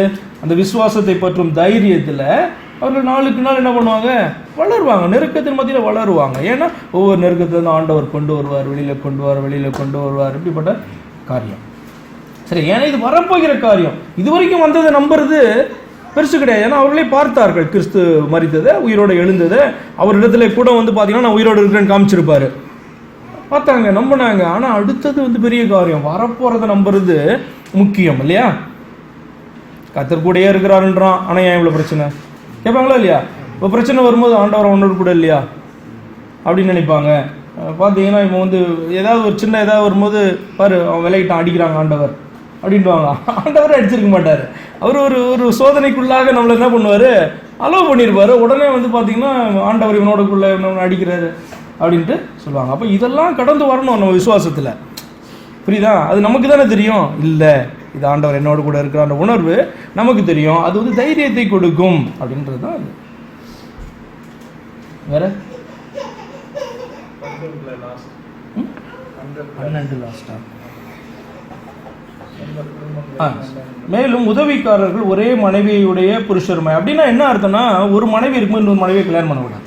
இதான் பாயிண்ட். என்ன ஏன் அப்படின்னு சொன்னால், 2 ஒய்ஃபை வச்சு குடும்பத்தை ஒழுங்காக நடத்த முடியாது. அவன் எவ்வளோ பெரிய பணக்காரனாக இருந்தாலும், எவ்வளோ ஸ்ட்ராங்காக இருந்தாலும், ராஜாவாக இருந்தாலும் பார்த்தீங்க அப்படின்னு சொன்னால் 2 ஒய்ஃபை வச்சு நடத்துறது அது வந்து சரி வராது. அது வந்து பார்த்தீங்க அப்படின்னு சொன்னால், ஏன்னா கர்த்தர் வந்து அப்படி படைக்கவே இல்லை. ஆக்சுவலாக என்ன, ஒருவனுக்கு ஒருத்தியை வந்து என்ன பண்ணார், ஆண்டவர் படைத்தார். அப்போ குட் ஃபேமிலி லைஃபுக்கு பார்த்தீங்கன்னா ஒன் தான். என்ன, இப்போ ஒரே மனைவி உடையவர்களாக அவங்க காணப்படணும் அப்படின்னு சொன்னால் இவங்களுக்குள்ள பிரச்சனையை தீர்க்கறதுக்கே அவனுக்கு சரியா இருக்கும். அவன் டீக்கன் வேலைலாம் பண்ண முடியாது. அப்போ இது வந்து ஒரு முக்கியமான ஒரு பாயிண்ட்டாக மேய்ப்பருக்கும் வைக்கிறாரு, உதவிக்காரருக்கும் வைக்கிறாரு. ஒரே மனைவி உடையவர்களாக அவங்க இருக்கணும் அப்படின்னு சொல்கிறது. அடுத்தது, புருஷருமாய் தங்கள் பிள்ளைகளையும் சொந்த குடும்பங்களையும் நன்றாய் நடத்துகிறவர்களுமாய். குடும்பங்கள்னு சொல்றதுனால கன்ஃபியூஸ் ஆகிறீங்களா? இது வந்து மெயின் கிறிஸ்துவுக்குள்ளாக மாத்திரம் கிடையாது, அவர்களுடைய தேவையை சரி. இப்படி எடுத்துக்கோங்களேன், சிலர் வந்து கர்த்தருக்குள்ளே வந்தோன்னே ஒரு பயங்கர வைராக்கியம் வாஞ்சை வந்து ஊழியத்தின் மேலே பயங்கர இன்ட்ரெஸ்ட் வந்து பார்த்திங்கன்னா குடும்பத்தெல்லாம் விட்டுட்டு தவிக்க விட்டுட்டு அவங்க வந்து பார்த்திங்கன்னா அது கிறிஸ்டியன் டீச்சிங் வந்து அப்படி கிடையாது. சாமியாரை போகிறத குறித்து வேதம் வந்து பேசலை. அவர்கள் முதலாவது இன்னும் பார்த்திங்கன்னா இந்த சிஸ்டர்ஸ்க்கு சொல்லும்போது ரொம்ப அழகாக ஒரு வார்த்தை சொல்லப்படும். என்ன அப்படி சொன்னால், எப்படி தப்பு எப்போ சொல்கிறாங்களா தப்பு, அது வந்து கிறிஸ்டியன் டீச்சிங் கிடையாது. சிஸ்டர்ஸ்க்கு சொல்லும்போது, ஒய்ஃப்ஸுக்கு சொல்லும்போது பார்த்தீங்கன்னா அவர்கள் முதலாவது தங்களுடைய சொந்த பிள்ளைகளை அவர்கள் கவனிக்கணும் அப்படின்னு சொல்லி அந்த ஃபெய்த் ஹோமில் போகிறதுக்கு தான் மெயினாக அது. சொந்த பிள்ளைகளை அவங்க முதலாவது கவனிக்கணும், தம்முடைய சொந்த குடும்பத்தை அவர்கள் முதலாவது கவனிக்கணும் அப்படின்னு சொல்கிறது என்ன அப்படின்னா, உனக்கு வாஞ்ச கர்த்தர் மேலே வைராக்கியம், ஊழியத்து மேலே வாஞ்ச எல்லாம் முக்கியம்தான். ஆனால் உன் குடும்பமும் ஒரு ஊழியம். உனக்கு நீ உன் ஒய்ஃபுக்கு பண்ணுறது ஊழியம், உன் பிள்ளைக்கு பண்ணுறது ஊழியம் ஆக்சுவலாக. ஏன்னா அது உன் மேலே விழுந்ததான கடமை. அப்போ இது முதலாவது, அதுக்கப்புறம் தான் கர்த்தருடைய ஊழியம். அப்போ இது செய்கிறேன்னா இது கர்த்தருக்கு செய்கிறதான காரியம். இப்போ நீங்கள் இப்போ புருஷனை கர்த்தர் கிறிஸ்துவுக்கு ஒப்பிடுறாரு, மனைவியை பார்த்தீங்கன்னா சபைக்கு ஒப்பிடுறாரு. இது ரகசியம் அப்படின்னு எபேசியர் 5 நம்ம வாசிக்கிறோம். புரியுதா? அப்போ இது சபை கிறிஸ்துவனுடைய நிழலாக என்ன பண்ணுறாரு, கர்த்தர் குடும்பத்தை பார்க்குறாரு. அப்போ இந்த குடும்பம் எங்கேருந்து யாரால் ஏற்படுத்தப்பட்டது அப்படின்னு சொன்னால் ஆண்டவரால் ஏற்படுத்தப்பட்டதான காரியம். புரியுதா? அப்போ நீ கிறிஸ்துவ போல நடந்துக்கிற அப்படின்னு சொன்னால் என்ன பண்ணுற, கிறிஸ்து சபையை பராமரிக்கிறத போல உன் மனைவியை பிள்ளைகளை என்ன பண்ணுற, நீ பராமரிக்கிறேன்னு அர்த்தம். அப்போ இதை நீ தள்ளிட்டு நான் சபைக்கு நான் ஊழியம் பண்ண போகிறேன் அப்படின்னு சொன்னால் நீ மாய்மாலக்காரன், அவிசுவாசை காட்டிலும் நீ மோசம் அப்படின்னு ஒரு வசனம் சொல்லுது. அப்படி தானே? தன் சொந்த குடும்பத்தை பராமரிக்காமல் இருக்கிறவன் அவிசுவாசியை காட்டிலும் அவன் மோசம். அப்படின்னா எப்படி கம்பேர் பண்ணுறாரு, நீ புறம்பே இருக்கிற ஒருத்தனை காட்டிலும் நீ விசுவாசின்னு சொல்கிறவன் நீ மோசம் அப்படின்ற. சரிதான்? உங்களுக்கு ஊழியம் முக்கியம்தான், கர்த்தர் ஃபஸ்ட்டு. அடுத்தது பார்த்தீங்க அப்படின்னா உங்களுக்கு கர்த்தர் கொடுத்ததான கடமைங்க, அது பார்த்தீங்கன்னா முக்கியமாக குடும்பம். அதுக்கப்புறம் தான் பார்த்தீங்கன்னா ஊழியம். ஊழியம் அடுத்து 3வது தான் வறுமை ஊழியத்தை 2வது வச்சிங்க அப்படின்னு சொன்னால் நீங்கள் கர்த்தர் கொடுத்த கடமையை என்ன பண்ணுறீங்க, தள்ளுறீங்க அப்படின்னு சொல்லி அர்த்தம். அப்போ அதுதான் இதனுடைய டீச்சிங். அந்த வசனம் எங்கே இருந்தால் எடுங்க, அவன் சொந்த குடும்பத்தை பார்க்காதவன் அவன் அவிசுவாசியை காட்டிலும் அவன் மோசம் அப்படின்னு சொல்லிட்டு ஒரு வசனம் ஒரு இடத்துல காணப்படும்.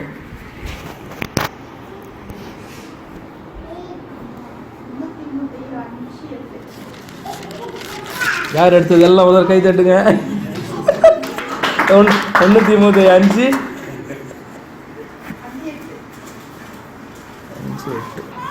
ஒருவன் தன் சொந்த ஜனங்களையும், எப்படி பாருங்களேன், இது அந்த குடும்ப தலைவனுக்கு மாத்திரம் சொல்ல, ஒருவேளை அந்த வில்லேஜ் தலைவராக இருக்கலாம், ஒரு ராஜாவாக இருக்கலாம், அல்லது நீங்கள் எப்படி வேணால் எடுத்துக்கலாம், ஒரு பெரிய தலப்பாக்கட்டாக இருக்கலாம், அந்த ஏரியாவில் யாராக இருந்தாலும் பாருங்கள், ஒருவன் தன் சொந்த ஜனங்களையும் விசேஷமாய் தன் வீட்டாரையும் விசாரியாமற் போனால் அவன் விசுவாசத்தை மறுதளித்தவனும் அவிசுவாசியிலும் கெட்டவனாக இருப்பான். எப்படி சொல்கிறாரு பாருங்களேன், விசுவாசத்தை மறுதளித்தவன் சொல்கிறார் அவனை குறித்து.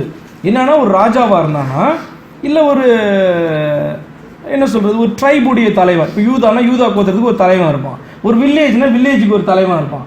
அப்போ என்னன்னா கர்த்தர் கொடுத்துருக்காங்க அந்த அதிகாரத்தை அவனுக்கு கீழே அவ்வளோ பேரை. அப்படி தானே? இப்போ அவ்வளோ பேரை பார்த்தீங்கன்னா விசாரிக்கிறது, அவளை பாதுகாக்கிறது பார்த்தீங்கன்னா அவன் மேலே விழுந்த கடமை. அப்போ அதெல்லாம் அவன் விட்டுட்டு நான் கர்த்தருக்குன்னு ஓடுறேன்னு ஓடினானா அவன் அவிசுவாசி. அப்படி ஊழியமே எனக்கு வேணான்றாங்க கர்த்தர். எப்படி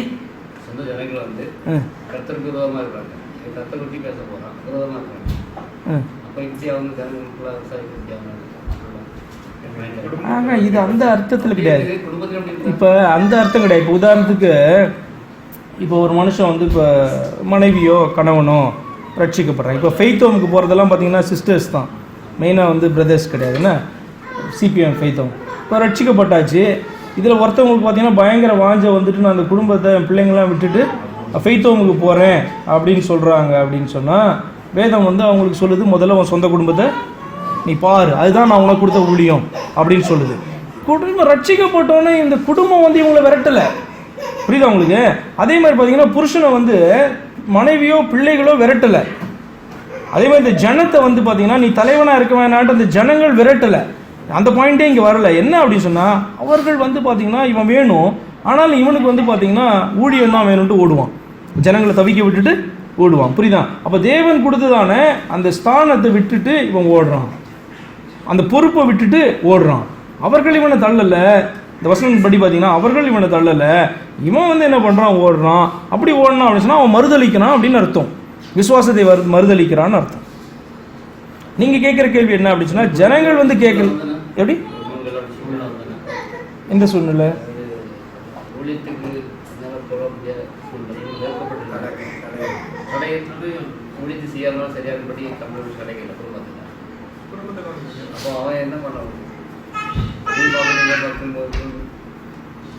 ரொம்ப சிம்பிள். நான் உங்களுக்கு சொன்ன மாதிரி கர்த்தர் வந்து ஃபஸ்ட்டு, இது குடும்பத்துக்கு மேலே கர்த்தர். ஏன்னா கர்த்தர் வந்து பார்த்தீங்க அப்படின்னு சொன்னால் நம்ம ஒவ்வொரு ஆத்மா சம்மந்தப்பட்டவர் ஆண்டவர் இல்லையா, ஃபிசிக்கல் கிடையாது, ஆத்மா சம்மந்தப்பட்டவர். அவர் வந்து நமக்கு ஃபஸ்ட்டு.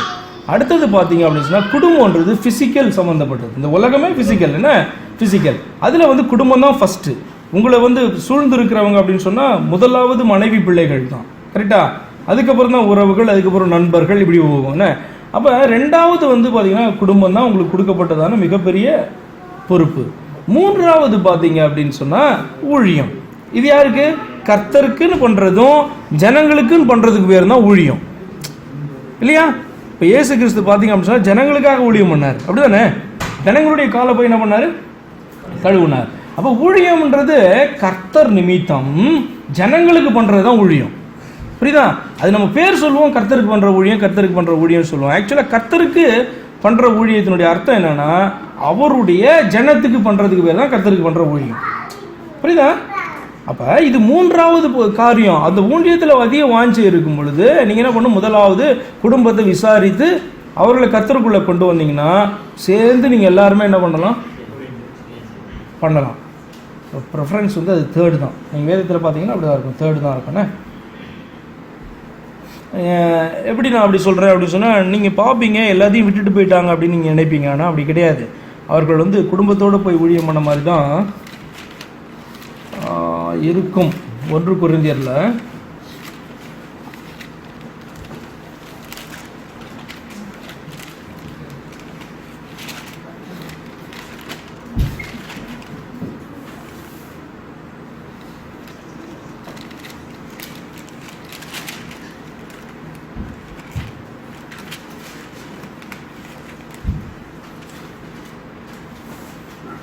9ஆம் அதிகாரம் 5வது வசனம். 9 கொரிந்தியர் 9:19.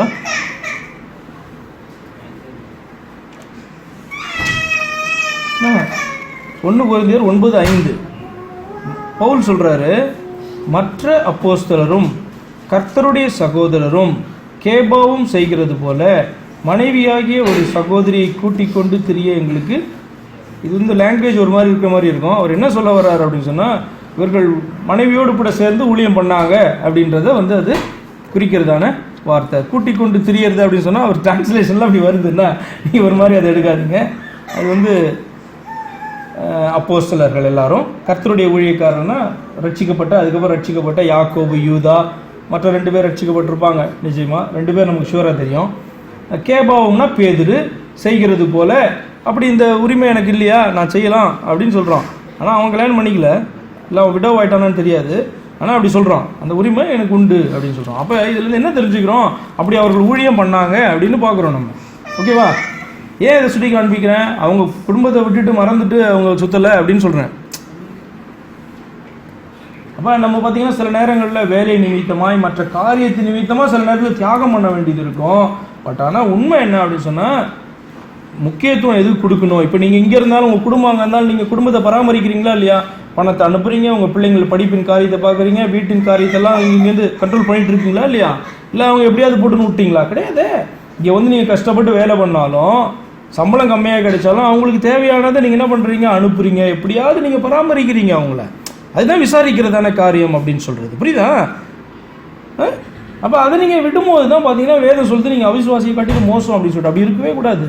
ஏன்னா அது ஆண்டவர் கொடுத்ததான பொறுப்பு இல்லையா? அதை தட்டி கழிக்க முடியாது. அதில் நம்ம யாரும் குறைவுபட்ட மாதிரி எனக்கு தெரியல. உங்கள் வேலையை நீங்கள் சரியாக பார்க்குறீங்க தான். 11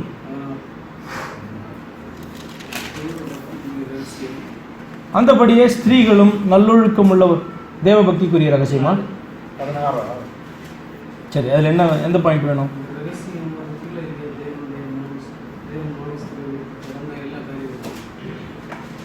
எல்லா காரியம் பார்க்கணுமா? தேவ பக்திக்குரிய ரகசியமானது யாவரும் ஒப்புக்கொள்ளுகிறபடியே அந்த 6 பாயிண்ட்டுமே, இந்த 6 பாயிண்ட் அடிப்படையான காரியம் அப்படின்னு சொல்றாரு. என்னன்னா எல்லாமே கிறிஸ்துவை குறித்ததான காரியம். ஏன்னா மாம்சத்தில் வெளிப்பட்டார் அப்படின்னு சொல்லும்போது நம்ம பார்க்குறோம் அது கிறிஸ்து தானே இல்லையா? இப்போ தேவன் மாம்சத்தில் வெளிப்பட்டது அப்படின்றது வந்து ஒரு ரகசியம். இப்போ இதில் பல காரியங்கள் அடங்கி இருக்குது. இதில் பார்த்தீங்கன்னா தேவகுமாரன் மாம்சத்தில் வெளிப்பட்டார்ன்ட்டு இல்லை. முதலாவது தேவன் தான் மாம்சத்தில் வெளிப்பட்டார்னு இருக்குது. அப்போ அந்த ஆவியாய் காணப்படுற தேவன் அல்லது பிதா தான் பார்த்தீங்க அப்படின்னு சொன்னால் மாம்சத்தில் வெளிப்பட்டார். அப்போ பிதாவா இல்லையா அப்படின்னு சொன்னால் பிதாவாக தான் இருக்கிறார். நம்ம இப்போ 57 பார்த்தோம் ஏசாயால, நாங்கள் வாசம் பண்ணுகிற நான் அவர்களுடைய இருதயத்துக்குள்ளேயும் வாசம் பண்ணுகிறேன் அப்படின்னு சொல்கிறார். அப்போ ஆவியாக வந்து பார்த்தீங்கன்னா அவர் அங்கேயும் இருக்க முடியும் இங்கேயும் இருக்க முடியுன்றது தான் உண்மை. இது நமக்கு புரிஞ்சு கொள்வது கடினமான ஒரு காரியம்தான். ஆனால் உண்மை வந்து அதுதான், வசனம் வந்து அப்படி தான் நமக்கு சொல்லிக் கொடுக்குது. அப்போ தேவன் மாம்சத்திலே வெளிப்பட்டார் அப்படின்னு சொன்னால் அங்கே மேலே இல்லைன்னு அர்த்தம் கிடையாது, இருக்கிறார். அதே நேரத்தில் பார்த்தீங்கன்னா மாம்சத்துலேயும் இருக்கிறார். இன்னொரு வசனம் அதுக்கு வந்து யோவான் 3:13 அதை வந்து என்ன பண்ணுது, நமக்கு சப்போர்ட் பண்ணும். என்னன்னா மனுஷகுமாரன் இங்கே கீழே இருக்கும் பொழுதும் அவர் பரலோகத்தில் இருக்கிறார் அப்படின்ட்டு அந்த வசனம் சொல்லுது இல்லையா.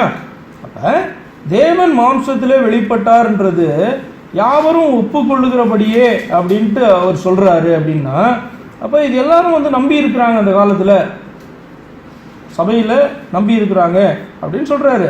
தேவன் ஒருவர் தான் சத்தியம், தேவன் வந்து ஆவியாக இருக்கிறார் சத்தியம், தேவன் வந்து மாம்சத்தில் வெளிப்பட்டார் சத்தியம். மாம்சத்தில் வெளிப்பட்டதுனால தான் மாம்சத்தில் இருக்கிற இயேசுவை குமாரன்னு சொல்கிறோம். ஏன் அப்படின்னு சொன்னால் இதுதான் மாம்சத்தில் வெளிப்படுகிறதான காரியம், அதனால தான் குமாரன். ஏன்னா குமாரன் சொல்கிறவர் ஒரு நாள் ஜனிப்பிக்கப்படும் போது தான் குமாரனுடைய மீனிங்க. சன் அப்படின்னாலே என்ன அர்த்தம்னா பிறக்கிறது தான், பிறப்பு தான் வந்து பார்த்தீங்கன்னா சன்னுன்னு அர்த்தம் இல்லையா. இப்போ மகள் மகன் அப்படின்னு சொன்னால் பிறந்தாதான், அதுக்கு முன்னாடி கிடையாது. இப்போ இந்த கான்செப்டை நீங்கள் புரிஞ்சுக்கணும் அப்படின்னு சொன்னால் அவர் மாறிட்டார் அப்படின்னு சொல்கிறதுல அர்த்தம் கிடையாது.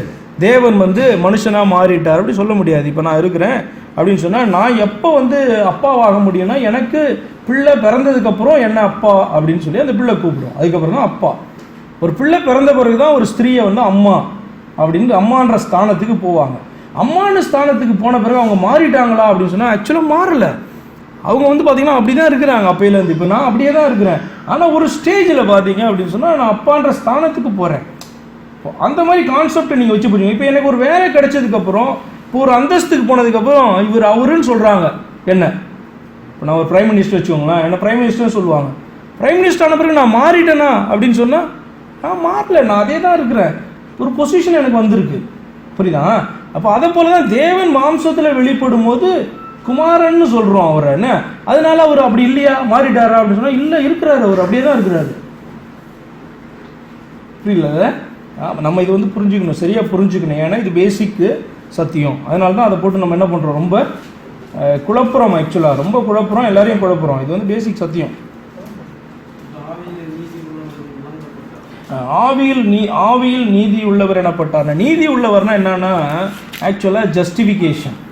நீதி அப்படின்னு சொன்னால் என்ன அர்த்தம், அவர் இடத்துல குற்றம் இல்லை அப்படின்னு சொல்லப்படுகிறதான காரியம் தான் வந்து பார்த்தீங்கன்னா நீதி அப்படின்னு சொல்லி அர்த்தம்.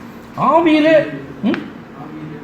ஆமாம், ஆவியிலே நீதி உள்ளவர் எனப்பட்டார் அப்படின்னு சொன்னால் இது வந்து அந்த சாட்சியை குறிக்குது அப்படி எடுத்துக்கோங்களேன். இப்போ வந்து இவர் வந்து நீதி உள்ளவர் அப்படின்னு சொல்லிட்டு ஒரு இடத்துல கர்த்தர் சொல்கிறாங்க, என்னோடு கூட பரிசுத்த ஆவியானவரும் சாட்சி கொடுக்குறார் அப்படி சொல்கிறாருல்ல. அப்போ ஒரு 2 சாட்சி 3 சாட்சி அப்படின்னு சொன்னால் அது உறுதிப்படுகிறதான ஒரு காரியத்தை அது குறிக்குது. அப்போ ஆவியானவர் சாட்சி கொடுக்குறார், அல்லது ஆவியிலே வந்து விளங்கப்பட்டார், நீதிமான் என்று விளங்கப்பட்டார். அல்லது இப்போ மனுஷன் சொல்லலாம் இவர் வந்து ஒரு குற்றமும் செய்யலை, இவர் ஒரு பாவமும் செய்யலை அப்படின்னு சொல்லலாம். ஆனால் பார்த்தீங்க அப்படின்னு சொன்னால் ஜட்ஜ்மெண்ட் வந்து பார்த்திங்கன்னா ஆவியில் தானே, ஆக்சுவலாக ஸ்பிரிச்சுவலி தானே வந்து இந்த ஜட்ஜ்மெண்ட் அப்படின்னு சொல்கிறதான ஒரு காரியம், இருதயத்தை பார்க்கிறதான காரியம் அப்படின்னு சொன்னால் யாருக்கு மாத்திரம்தான் இது தெரியும், கர்த்தருக்கு மாத்திரம்தான் தெரியும் இல்லையா. அந்த ஆவியாக இருக்கிறதான தேவனுக்கு மாத்திரமே தெரிகிறதான ஒரு காரியம். அப்போ நீங்கள் அப்படி எடுத்துக்கோங்க, ஆவியிலே நீதி உள்ளவர் என்று என்னப்பட்டார் அப்படின்னு சொன்னால் இப்போ இவருடைய ஆவியில் குற்றம் எதுவும் கண்டுபிடிக்கப்படலை. உடனே நீங்கள் வந்து மாம்சத்தில் குற்றம் கண்டுபிடிக்கப்பட்டுச்சா அப்படின்னா இல்லை.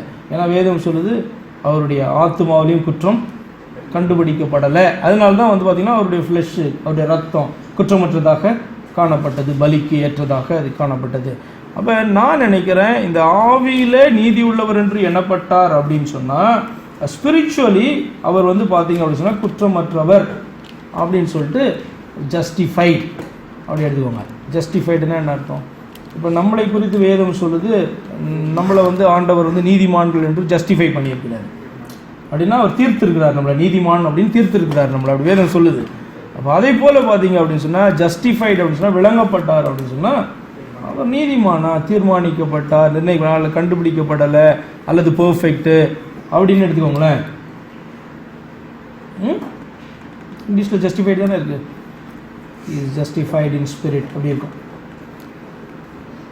ஜஸ்டிஃபைடு இன் ஸ்பிரிட்,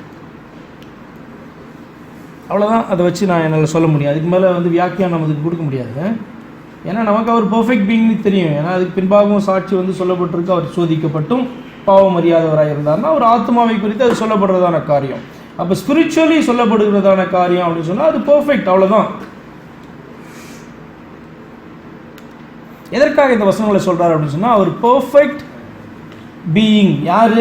மாம்சத்திலே காணப்படுகிறவர். தேவன ஆவியாக இருக்கும் பொழுது பிதாவை பார்த்து அவர் பர்ஃபெக்ட்னு நம்ம சொல்ல வேண்டிய அவசியமே கிடையாது.